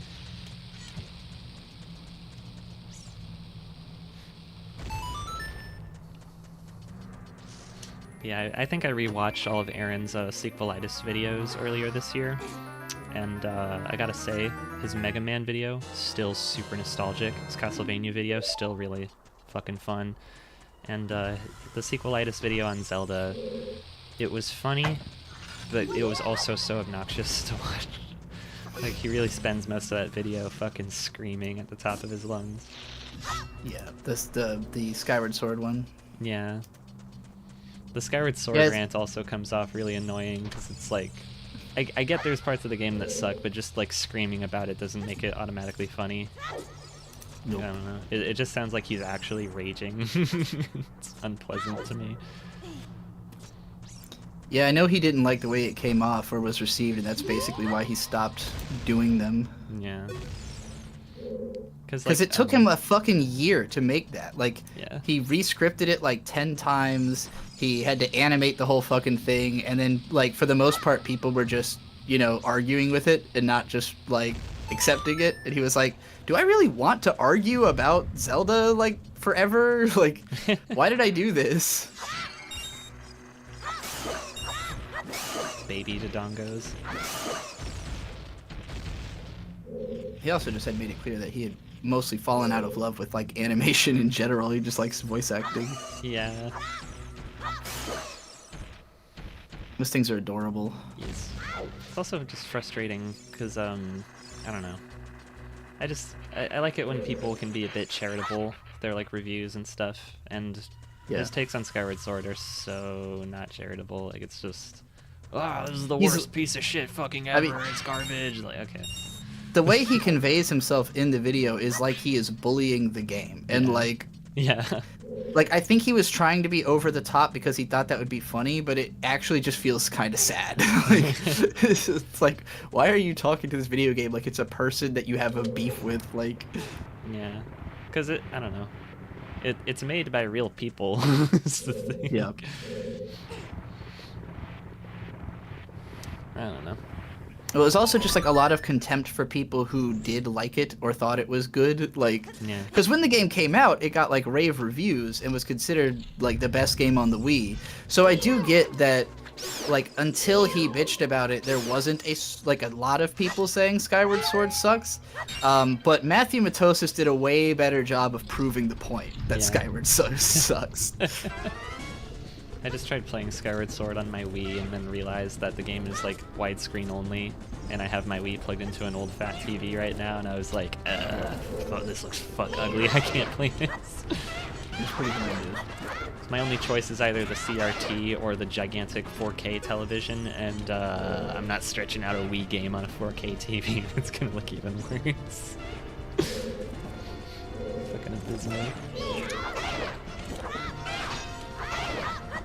Zink says Skyward Sword HD greater than. Yeah, that makes sense. Yeah, I want to play that one. I haven't $50 to just spend on a remake of a Zelda game I barely enjoyed. Ulamu Ui with a great point. Dodongo rolls off the tongue so well as a vocal stem. Yeah. It's one of mine. I literally say Dodongo Bongo all the fucking time. Awesome. I love their noises. I actually think part of why I wanted to get Bird to play Zelda was because I kept saying Dodongo Bongo so much. I wanted him to know what a Dodongo was.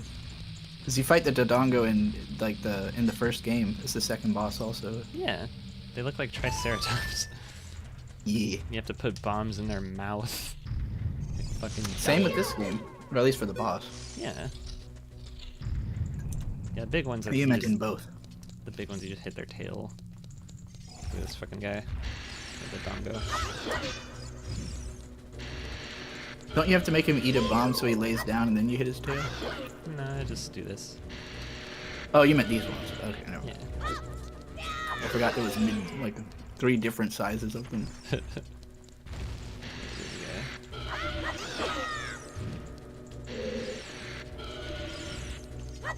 I like the detail too that if you keep your Deku shield on, it can catch fire and you just fucking lose it. Oh yeah.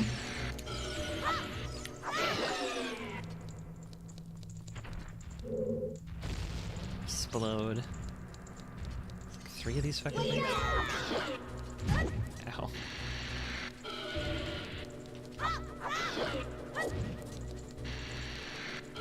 It's also one of those things where it's an elaboration on like a previous mechanic, because this game also has the likes that'll eat your shield and take it from you, which are in Zelda 1.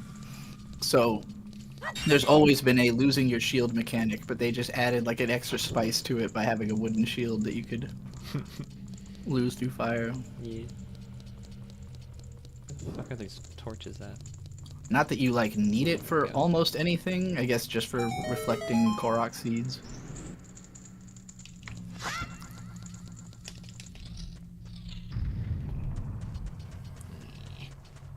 Adult Link can't even use the wooden shield, right? Nope. It's too tiny. Too little. It's a baby shield. Excuse me.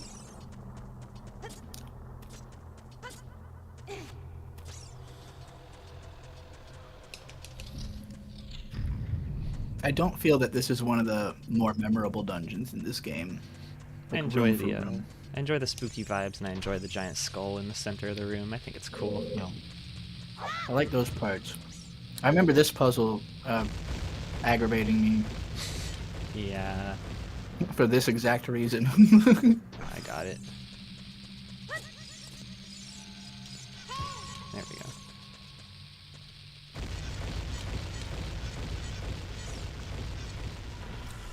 It is bizarre. I'm just doing a time detonation on this staircase. Excellent.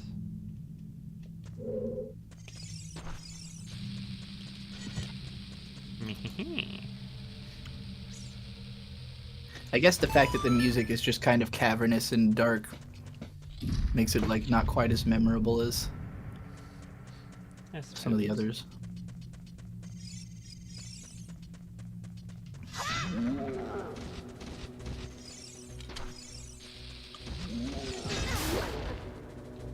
Away from me, get away from me, get away from me, get away from me. Holy shit. Okay. I do appreciate though how also different the music is between like, you know, towns and fields and everything, where it's like jaunty and chipper, then like when you're in the dungeon it's like concentration, you know. Yes. You're in the puzzle Long, chamber slow now. drones. Zink says, what other games do you two have lined up for the channel? Well, aside from finishing this and Dragon Quest, More Zelda and more Dragon Quest for now. Probably Final Fantasy.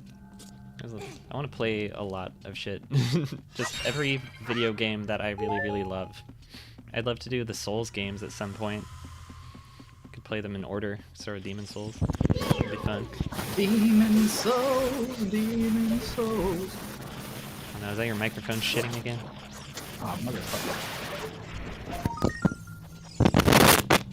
Oh god, that sounds so awful.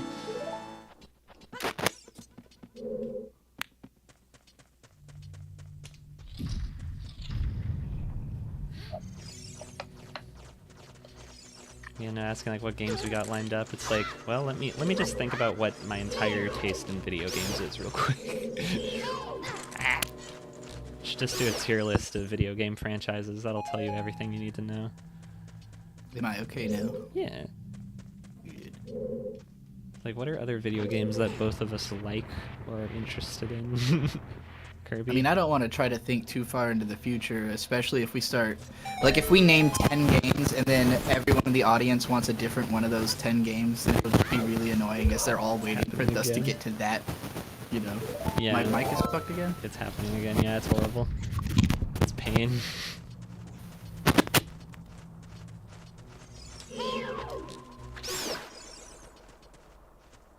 Oh lord, here we go. Emulator, don't fuck me up now. No. Ah! Here we go.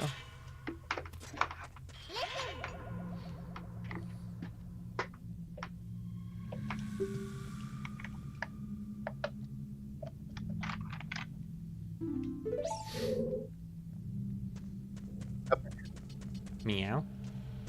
Meow, meow, meow. There you are. Static, badness, Sounds fine. nothing. Okay. But yeah, I only want to, like, promise that we'll, you know, do the games we're already doing. Because I don't know how long they'll even take. Yeah. I was just like listing possibilities because I'm like, whatever we play on this channel is just whatever we feel like, and trying to think of like what are games that we both enjoy that could happen. Besides Zelda, Final Fantasy is the one I'd be the most excited to tackle. Yeah. I don't know which I would want to do first, but I want to do... I mean, I've just, in my personal time, I've been wanting to play the first 10 Final Fantasies for sure. yep. Because I've been working on, you know, Dragon Quest games. I've played like 6 of them. And I think after Dragon Quest 6 and Final Fantasy 6 is when they made Chrono Trigger. I might be wrong about that, but Sounds right. yeah. So like I'm playing Dragon Quest 6 now. I should play the first 6 Final Fantasies and then replay Chrono Trigger with full context. This part sucks. There we go. That's what I was hoping for. Chrono Trigger is quite different from Final Fantasy, granted. Yep. But It's because it's an amalgam of, it's, you know, the people who made both franchises. It's Dragon Was Quest there really and that? Final Fantasy I didn't coming know that. together. I didn't know there were people from Dragon Quest other than Toriyama that worked on Chrono Trigger. I thought that was like the whole. That was like the whole dealio. I guess I just wouldn't know. Collaboration. It would have been before Square and Enix were one company. Yeah.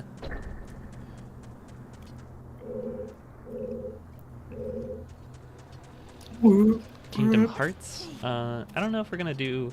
I might just. I have no desire to play to watch anything to do with Kingdom Hearts. Yeah, I was gonna say I don't think. I don't want to DLX invoke anymore. their fans to. I like Kingdom Hearts, but I don't know. If I was gonna play a Kingdom Hearts game, it would be 2 because I never finished 2. I already finished the first one. It's not even that I don't like Kingdom Hearts per se, but I hate Disney, and I hate a lot of the Kingdom Hearts fandom and the way that the games are talked about. Yeah. They're also they're not classics to me. Like, they're good games. They are not classics to me in that sense that they need to be, like, you know, gone back to throughout time. To me, they're very of their time in a way that this game just holds up. Like, Yeah. I will say, as much as I enjoyed Kingdom Hearts, I was a bit confused by it, just because like I was mostly surprised that those games are as beloved as they are, like that they're so popular. Because I was like playing it, I'm like, this does not seem like the kind of game that would appeal to more than like a niche group of dorks. Like the way the gameplay feels so, I don't know. yeah. Like it's just so straightforward and mind-numbing to a certain point. And I'm like, how does so many people have fun playing this? Like I feel like I like it, but I feel insane for liking it. You know? Why is it so normal to like Kingdom Hearts? Disney. I mean, that's it. It's just it was the first real video game that had Disney characters in it, so it was a big, and it was you know, the Final Fantasy fans were like, "Oh, this is gonna be like a Final Fantasy game," and That's the it's weird, not really. But the weird thing too is that like the way the Disney stuff is presented is weird. Like yeah, they'll kind of tell you the story from the Disney movies, but it's like seriously like truncated and delivered in like exposition dumps really quick. Sometimes just changed wholesale to just compress the story of a whole movie into like a 30-minute video game scene. So it's like, it's weird because it is a lot of Disney fan service, but also the Disney fan service is janky, and it's only really in like the first couple games. Like the Disney fan service gets kind of like, I would say the emphasis on it is lessened, and it gets more and more focused on like the anime shit. It's like more about the Final Fantasy stuff, which is funny. Well, not even the Final Fantasy stuff, but just like the original content, OC characters and shit. That's what I should say, yeah. Because like the Final Fantasy characters barely fucking matter in the story either. Yeah, there's like 5 of them in the first game. Just like there. And they don't even have the right names. Squall is called Leon. That was really funny to me too. I'm just like, oh, here we go, get some Final Fantasy fan service, and it's like, oh, it's Squall. Okay. He's here. He's not doing anything. The boss fight with Cloud is pretty sick though. Cannot deny. But yeah, Kingdom Hearts is funny.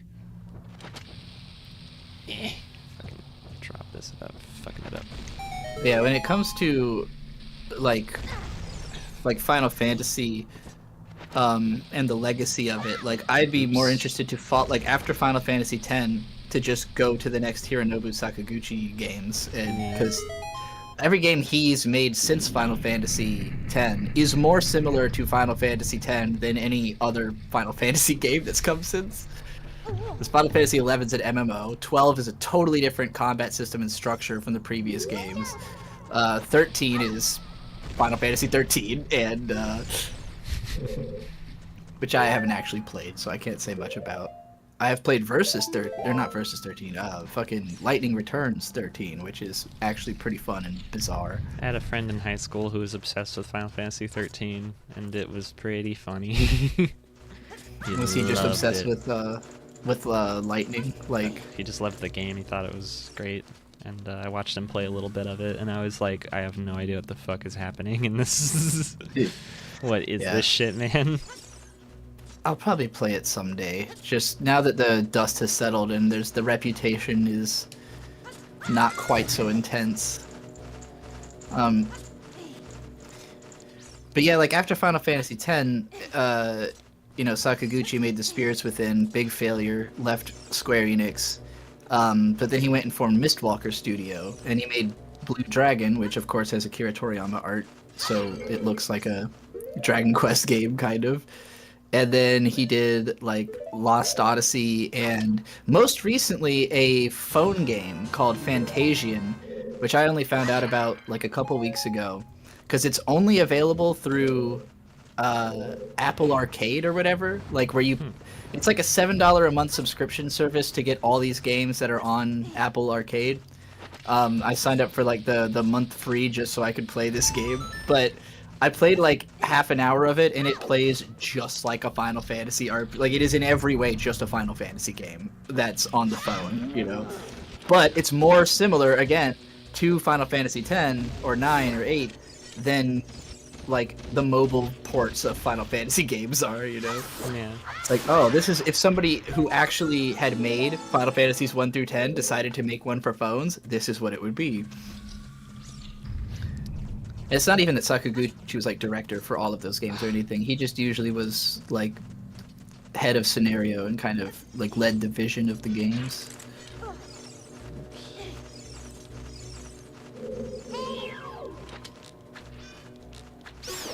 I know for a fact that Final Fantasy is cool as shit, and I'll probably enjoy those games a whole lot, because I've played a little bit of some of them here and there. Which ones? So I played Final Fantasy 1 a little, like I played like the beginning of 6, I've played like 10 hours of 7, and I think I played a little like the beginning of 9, and I don't remember if I played 10 or not. I have 10. I don't think I played it yet. Like maybe the tutorial or something. 10 rules. Yeah, I believe you. I've heard you yap about that one a lot. Yeah, they're all interesting and unique in their own ways. But I don't know if this is like retroactively how they are meant to be considered. But the Fantasian game on phone is described as a diorama RPG, and I think what it means by that is because like in Final Fantasy, when you enter like a zone, typically it like feels like you're in a diorama. Like, Fucking walk on, god damn it. and I don't know if that's just like a retroactive genre title they've come up with for like what exactly makes Final Fantasy unique from other RPGs, or its style unique from other RPGs, but it's an interesting idea. Yes. More bombs. Oh yeah, I was gonna finish that thought by saying that despite knowing I will enjoy Final Fantasy, I am vastly more interested in the Dragon Quest games. They're just more my vibe. Because they're like this. They're more like, I don't know, like fairy tale flavored, like just fanciful and fun and colorful and cool and interesting. Yeah. And like sometimes dark, but never in a way that's like edgy. Yeah. And yeah, Final Fantasy comes across much more edgy to me. Interesting. I've never seen it that way, but I could see, definitely compared to this, it would be a lot more edgy. Yeah. Well, like 7 just starts with Cloud being like, 7 is, yeah. I'm so depressed. The fact that they're like PTSD. literally terrorists, like doing like you are doing Eco-terrorism. terrorism at the start of that game, which is pretty fucking Eco-terrorism. edgy. I would say 7 is easily the edgiest of the first 10 Final Fantasies, though. Like, yeah. it is way more dark and dour, and it is just trauma decompression over Sakaguchi's mom dying. Like, Oh, really? yeah, the whole game is themed around like basically spiritualism that he was like investigating to help himself cope with his mom's death and stuff. Because like it's basically Sephiroth's story. It's like he cannot cope with his origins, I guess. And so he causes all these problems about it. And also just ecological depression. You know, knowing the world is dying and Oh, yeah. the mega corporations are not going to stop. I don't know. I mean, just things I knew about other Final Fantasies also gave me the edgy vibe. I mean, like, just looking at the character designs and things from other games. Especially Squall Leonhardt's fucking gun sword. Squall is a very edgy looking boy, yeah. Has a revolver sword. Like, that's And it's funny too, because insane. like Squall is an edgelord. Like even in he's just like a pouty, quiet dude. But Final Fantasy VIII is like very romance focused. Like it is a romantic adventure more than anything. That's like the only So it thing I doesn't know feel about as that like game. Oh my god. yeah. You want to voice this? It's me, Darunia! Well done! Thanks to you, we can once again eat the delicious rocks from the Dodongo's Cavern until our stomachs burst. Jesus Christ. What a wild adventure. It will make an incredible story. I can't believe that the Dodongos suddenly appeared in such great numbers. And that big rock blocking the cave. All this trouble must have been caused by that Gerudo thief Ganondorf. He said, "Give me the spiritual stone. Only then will I open the cave for you." You, on the other hand, risked your life for us. Kid, I like you. How's about you and I become sworn brothers? No, there's no big ceremony involved. Just take this as a token of our friendship. I am a hero among the Goron people now. This is the best.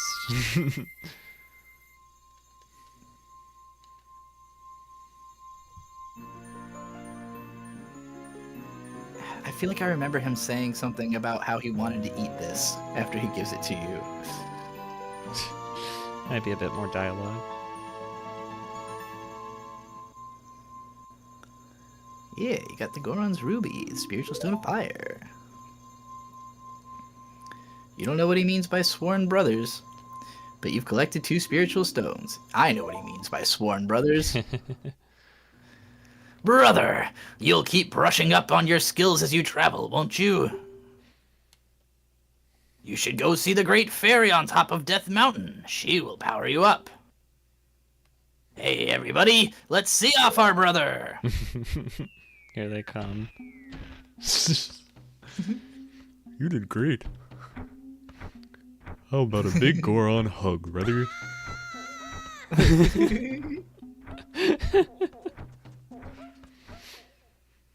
Oh, I love it. I like how that one scares me up the mountain, too. They're like, no, no, no, you're supposed to go up. Don't forget. Great Fairy. Right up this way. Here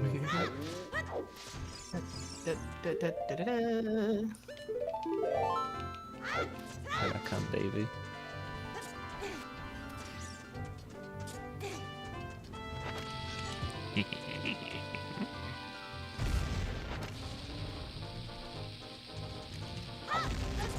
Fucking, why'd you jump? Why'd you do that, Link? Stop it. Goon. C Cypher said, I played 15 hours into Final Fantasy X. I liked what I played so far, but it's on my Vita, and I stopped using my Vita for a few years. I love 7 because it has a flaming wolf lion and a fake vampire. True. Damn it, I could- I like 10 because the characters are, like, 2, all 3, in, like, 4. at least their late 20s and have, like, a lot of backstory. Like, they've just got a lot of baggage and, like, trauma that they're carrying around that you slowly unpack throughout the game. Real. And they're just incredibly strongly written characters. Like, their interactions, the way that some of them are like likable people, but some of their beliefs are terrible, so you have to kind of deal with like Wakka's a great guy, but he's racist against Albed, but then he ends up meeting Riku, and you're kind of keeping it secret that she's Albed from him, but then when he finally finds out, he has to, like, you know, realize, oh, I've been a huge racist, like. But it's like a religious racism, because the Albed are basically like the equivalent of Muslims, and Wakka's like equivalent of a Christian by comparison, I guess. What the fuck? But it's a very religious game. Like, the themes of Final Fantasy X are all about, like, spiritualism and religion. Because in Final Fantasy X, there is literally an afterlife. Like, when people die, their spirits go to the far plane, which is a physical place you can go and just meet your ancestors as ghosts. That's awesome. So, like, that fact is, like, tremendously important to the lore of the game. That, like, basically, if Sin devours someone, I think their soul is trapped inside of Sin and therefore can't go to the far plane. So the whole game is about, like, trying to undo Sin is like a big monster, like trying to undo Sin by, you know, so that everybody's souls can travel on. Something to that effect. Oh no, no, no. Get away from me. Fucking owl. Is this where the fairy's at? No, this is just inside the volcano. This is not where I want to be. I think this is where you're gonna start getting burn damage, right? Get me And out of have to here. leave. It's so hot in here. We can't stay here for long. Yep. Metroid moment. Very much. So, Yes. should we talk about how Metroidvania just means Zelda clone? Yes. I guess that's all there is to say. Metroidvania is a stupid term. Does anyone disagree that Metroidvania just means Zelda clone? It's because Metroid is designed like Zelda, just with a different perspective. But Yep. like Metroid 1 and And- Zelda 1 are like the same game. Just And Symphony of the Night was directly influenced by Ocarina of Time, not Metroid. insanity. Welcome, Link. I'm the Great Fairy of Power. I'm going to grant you a sword to me. Fucking disgusting creature. Never Yeah, see to me, it the point of Metroid in my eyes is that it's basically the Nintendo B team who did not make Sonic, or rather, who did not make Mario and Zelda, making a game that is Mario and Zelda. Like, Yeah. C-Cypher said these fairies gave me nightmares when I was a kid. I remember finding this, like, way too sexual for me. Like, I was like, I was also afraid, but not because I thought she was, like, scary. I was just, like, afraid of the sexuality and, like, the idea that she's, like, naked. When I was a kid, I definitely didn't feel that strongly about the Great Fairies. I just thought they were interesting. They look weird.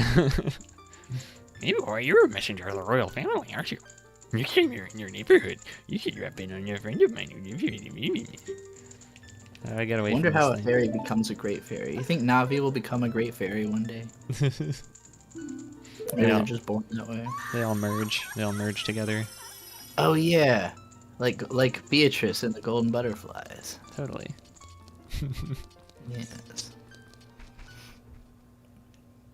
Malik Production says I've been calling games like Dead by Daylight tag-likes lately.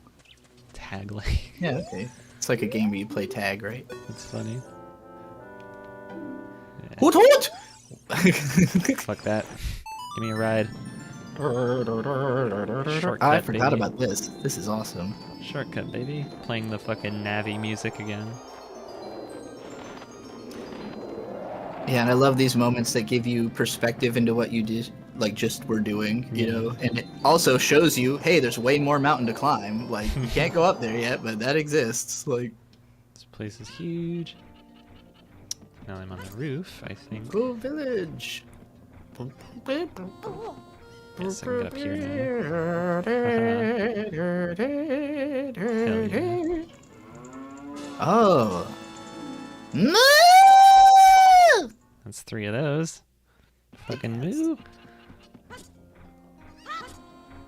They have a cow in a cage on the 2nd story of their house. Really thinking about it, doesn't make any fucking sense, but... You ever think how they added lens flare to this game? They thought to add that little feature when you stare directly at the sun, there's a lens flare on the screen. It's nice.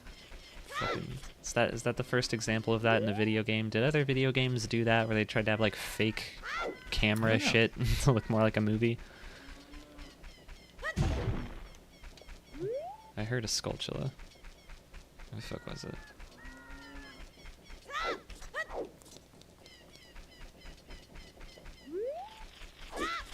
Uh-huh.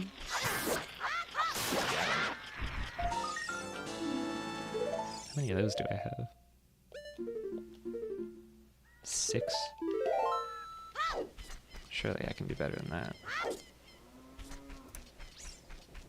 So I'm curious, we've completed 2 dungeons now. We are 2 hours 40 minutes in. Yeah. Do you still think you want to go try to get through the 3rd one? I'll at least get to the 3rd one. Once I'm inside, I can Okay. just... Once I'm inside Jabu Jabu, I'll decide whether or not I want to continue. We should do our sign-off when the king is slowly scooting out of your way. Oh my god. Welcome back, Isabel. Well, it's because if we go inside the dungeon, that's like a save point. Like next time I load up the game, it'll drop me Oh, in there. yeah, that makes sense. That's true. Aha. Got a feeling.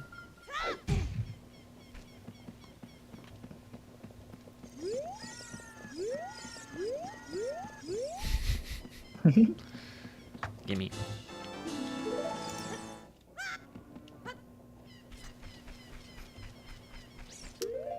Switch back my shield also.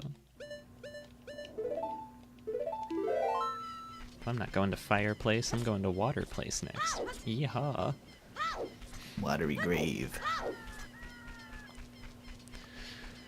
Oh god. Yeah, I definitely feel like the other species in this game were probably conceived of by thinking like, well, what are other interesting ways to move around 3D space? Like, you could Yeah. roll, you could, swim through, like, the space, in different directions. And it's interesting that, like, just the fact that that is what it seems to be inspired them makes me think that maybe they always planned for you to be able to do that stuff.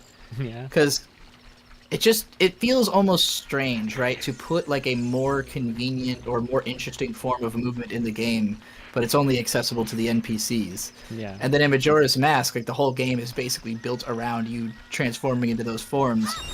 But I think probably if they did test that stuff in this game, they probably realized that the level design doesn't account for it enough, and that it's basically like you'd have to build levels around that specifically, and then you wouldn't be able to let him do that stuff elsewhere. Whereas Majora's Mask is like much more crafted to let you do all those powers wherever you are. Yeah. Just ahead lies Zora's domain. The Zora serve Hyrule's royal family by protecting this water source. Their door will not open for anyone except those who have some connection with the royal family. Let them hear the melody of the royal family. Hoot, hoot, hoot! Die. Kill him. Ding, ding, ding, ding, ding. Dee-dee-dee. I think the best thing about Ocarina of Time is its staying power.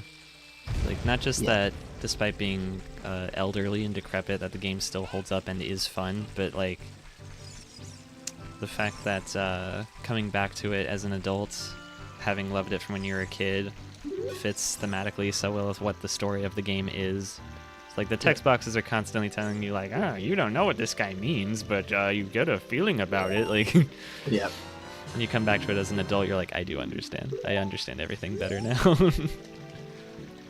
It's reminding you what it's like to be a child and not know anything, but also giving you the feeling of, like, when you think about your own childhood, you look back on it, you're like, oh, if I had known this and this, I would have done this and this, you know? Yeah. But, like, in this game, if you do know, if you're playing it for the second time, you can just go make those decisions as a child that, like planting these beans, you know? Might not understand, why would I plant these beans? You'll get it when you're older. I also like the process of just playing the game. Like, playing this as a kid, I felt like I was increasing my problem-solving skills. Like, I think... Oh, yeah.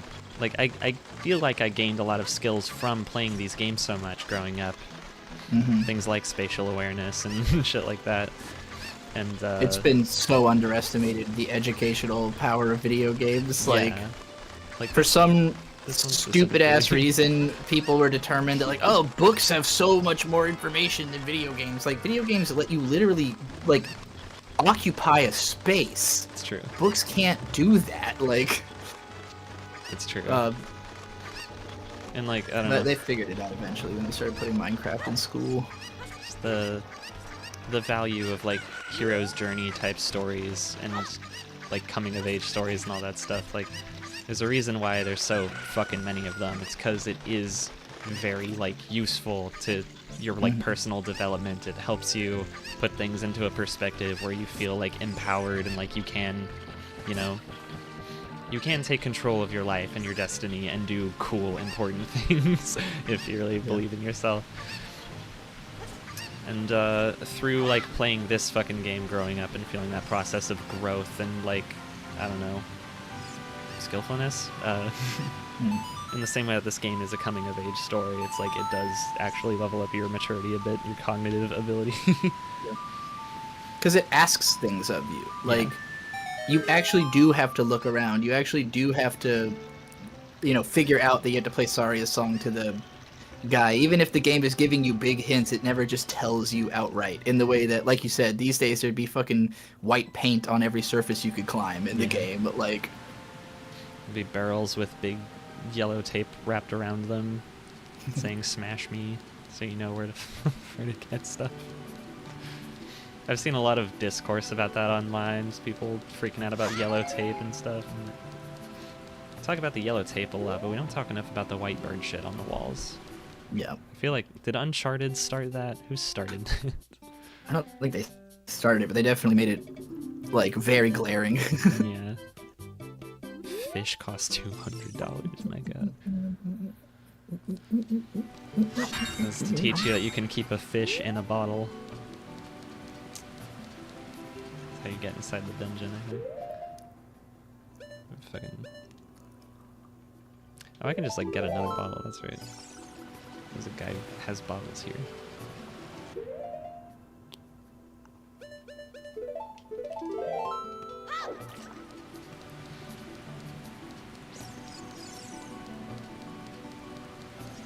Yeah, it's actually crazy how much more free to move you feel in this game than in Uncharted, where, like, you have to, like, unglue him from standing to make him move. Nathan Drake, I mean. No, I know, right? where he has to like, if you want him to turn around, he has to actually like slowly pivot his body around on his feet like a real person. It feels so fucking annoying.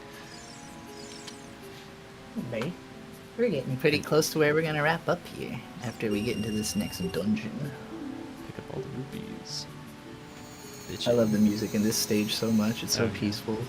Zora's domain is beautiful. Start. Yeehaw! Oh, I've got a beat.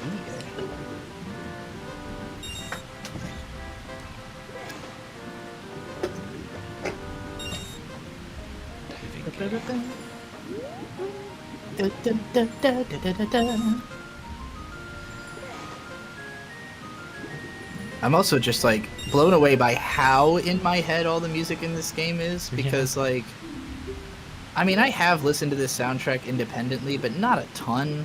Like probably less than 10 times in the 25 years since I first seen this game, you know? But like, I would have watched my cousin play it, my brother play it probably more than once, and then played it. I think I've only played the whole game through once myself. Literally on stream that time in 2013. But like, it's just so memorable. Every single song is so memorable. Sorry, Isabel said, Giga, what's your opinion on brown games? Oh my god. Like, Gears of War type brown games. That's what I assume she means. Yeah. I personally feel like the whole PS3, Xbox 360 era of video games was like the Dark Ages. Definitely the visually Dark Ages. Well, I guess unless you're counting all those fucking Bloom-intensive Xbox 360 games, like Viva Pinata and stuff. Oh goddamn! What was that one? There's a person on YouTube I follow who just released a video game, not a video game, a video about this sensation. It's called. Oh yeah, the PS3 feeling. Yeah, that PS3 feeling. I forget the YouTuber's Actually, name. I Like didn't Kai end up something. finishing that video because they said something that I really disagreed with, and then I bailed on it. But I can't remember what it was. I have no idea. I listened But, to the whole thing. Apparently Rhyme watches that channel too, because I saw her reply to my comment, which is really funny. Nice. Yeah, the PS3 era, it's interesting because there definitely is like a look and feel and aesthetic of like what were the most, like particularly the mainstream games, but like I feel like there's not enough credit given to just how many games like existed in that's like the longest generation that had existed so far, and there was just a shit ton of games. And some of them were really aesthetically interesting, but not that like known or popular. Like I'm thinking of El Shaddai. Like that's a PS3 game that looks crazy. Like it's got a gorgeous visual style. It's a cool game. It just wasn't like a hit. It's considered like a cult classic now. I'm trying to think of some other good examples of like really torqued looking PS3 games. But that was also the era where like I basically didn't play anything Gen 6. I just was watching Vic play all the like PS3 and 360 games. So most of them I only have like a cursory knowledge of. I played a shit ton of games during that time. Oh, this letter! It's from Princess Ruto! Let's see. She's inside Lord Jabu Jabu? That's not possible! Our guardian god, Lord Jabu Jabu, would never eat my dear Princess Ruto. This guy's as attentive as Moral Oral's parents. But since that stranger Ganondorf came here, Lord Jabu Jabu has been a little green around the gills. The evidence seems clear. Of course you'll go find Ruto. You can pass through here, to the altar of Lord Jabu Jabu. Obviously, I'm not going to do anything. I'll keep this letter. You keep the bottle it was in. Take it respectfully. Please find my dear Princess Ruto immediately. Zora! I guess they just say Zora at the end of their phrases. Just him. Just that one time. He's just insane. I love that this is like the thing Matthew Matosis complained about the most. Unreasonable. How long does it take him to scoot out of the way? A week. A week. A week. A week. Does anybody else frequently think about Matthew Matosis saying unreasonable? He's actually talking about Ganondorf's nose. Or maybe he was adult Link's nose. One of them he called reasonable. The other he said was unreasonable. Oh, just look at the shape of his nose. It's unreasonable. His nose is the size of a potato.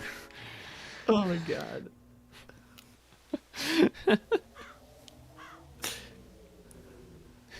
This is fucking... Big ass whale.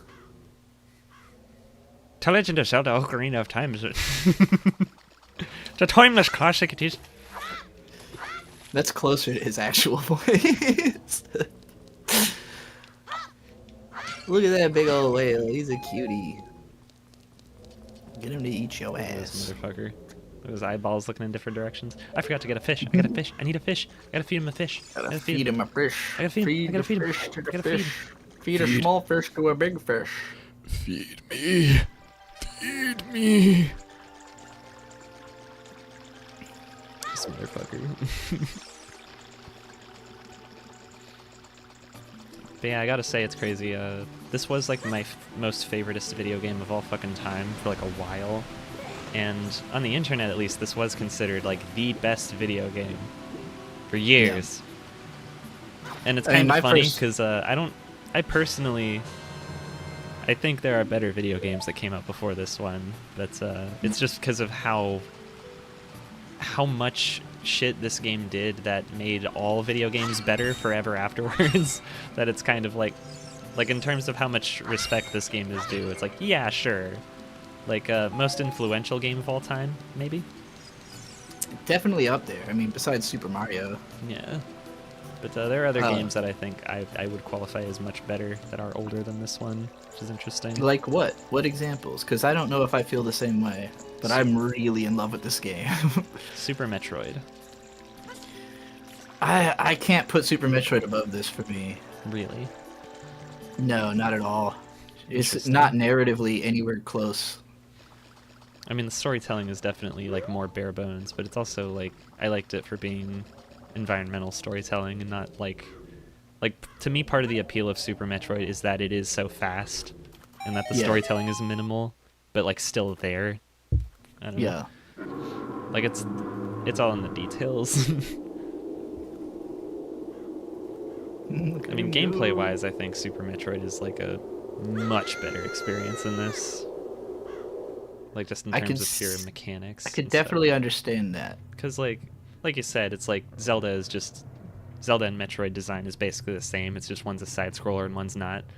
And Super Metroid is, extremely quick and Don't get me wrong, I think Super Metroid is an absolute masterpiece, but I don't think I could put it above Ocarina. Just this game's story is too good. Yeah. Too much. I'm really into themes though. Like I like art for the themes, like first and foremost. So the fact that this game has strong theming is a big part of the intrigue. How do you feel? Do you want to wrap up the stream here for now? Yeah, I'm getting tired and my back hurts. So right. It's gonna be about that time. All right. Next time on Slime Dolls, we will tackle Jabu Jabu and probably the Forest Temple. We did 2 dungeons this time. I could easily keep going. But... Like, this was awesome, by the way. Yeah. Like, we got 12 people watching now on this channel that's basically barely exists. Like, we got one video and it never streamed before. One video from 2 months ago and we've never streamed before. So I'm quite proud that we managed to get people in here to watch. I love the game. I love talking to you about the game. I like watching you play the game because you're really good at it and you know what you're doing. Mm-hmm. And you've been going to do some of the extras and secrets and stuff and show off the cool things. So yeah, I'll be really happy. When should we do the next one? Should we do it less than a week from now? I would like that. I personally, when I play a Zelda game, I tend to truck through the thing at max speed. If I have time tomorrow, I would do that, but I'm not gonna promise anything. I'm just if we could, as soon as we can make it happen, let's make it happen. I want to do tomorrow, 2 days from now, 3 days from now. I want to fucking do more. Yeah. I love Zelda. I know tomorrow Bird works, and then he's got Sunday and Monday off. He's going to the DMV on Monday. I don't think we're gonna do anything in particular, so I don't know. We'll talk about it later, I guess. Real quick. Expect it to be within the week. We will not wait a whole week to do this again. Yeah, real quick. We'll make an announcement about You ever taken notice of the fact that you can make Navi enter and exit your hat with the A button? I didn't realize she was going into your hat, but that is clever. I hadn't really thought about that. Yeah, it says put away up Nisa's there. here. She says, "This was fun. I didn't say anything, but I've been here. Glad to have you." I'm glad. Have you played this before, Nisa?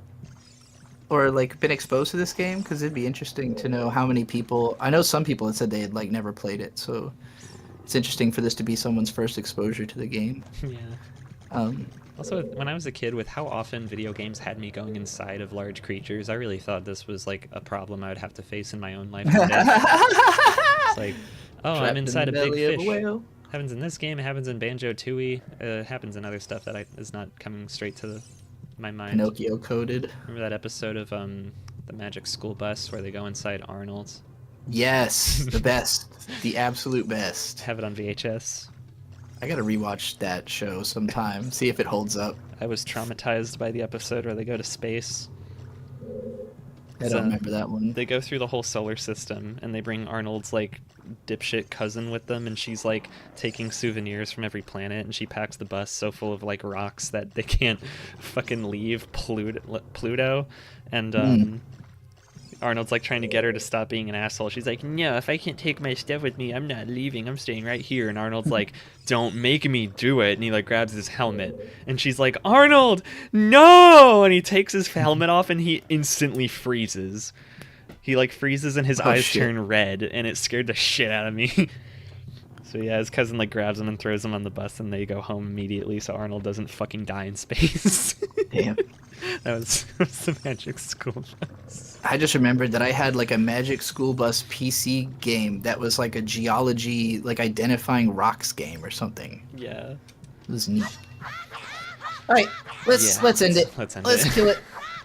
Thank you, everybody, Later, for everybody. coming. Thank you for coming out. Hit the like. Leave a comment afterwards that just says something like, looking forward to next week, or not even next week. Looking forward to the next sesh or something, or Leave a comment that says Giga Shart, but pow. or yeah, I don't know. Type whatever you want. Leave it as a comment. Thank you so much for watching, and we'll see you next time. Bye.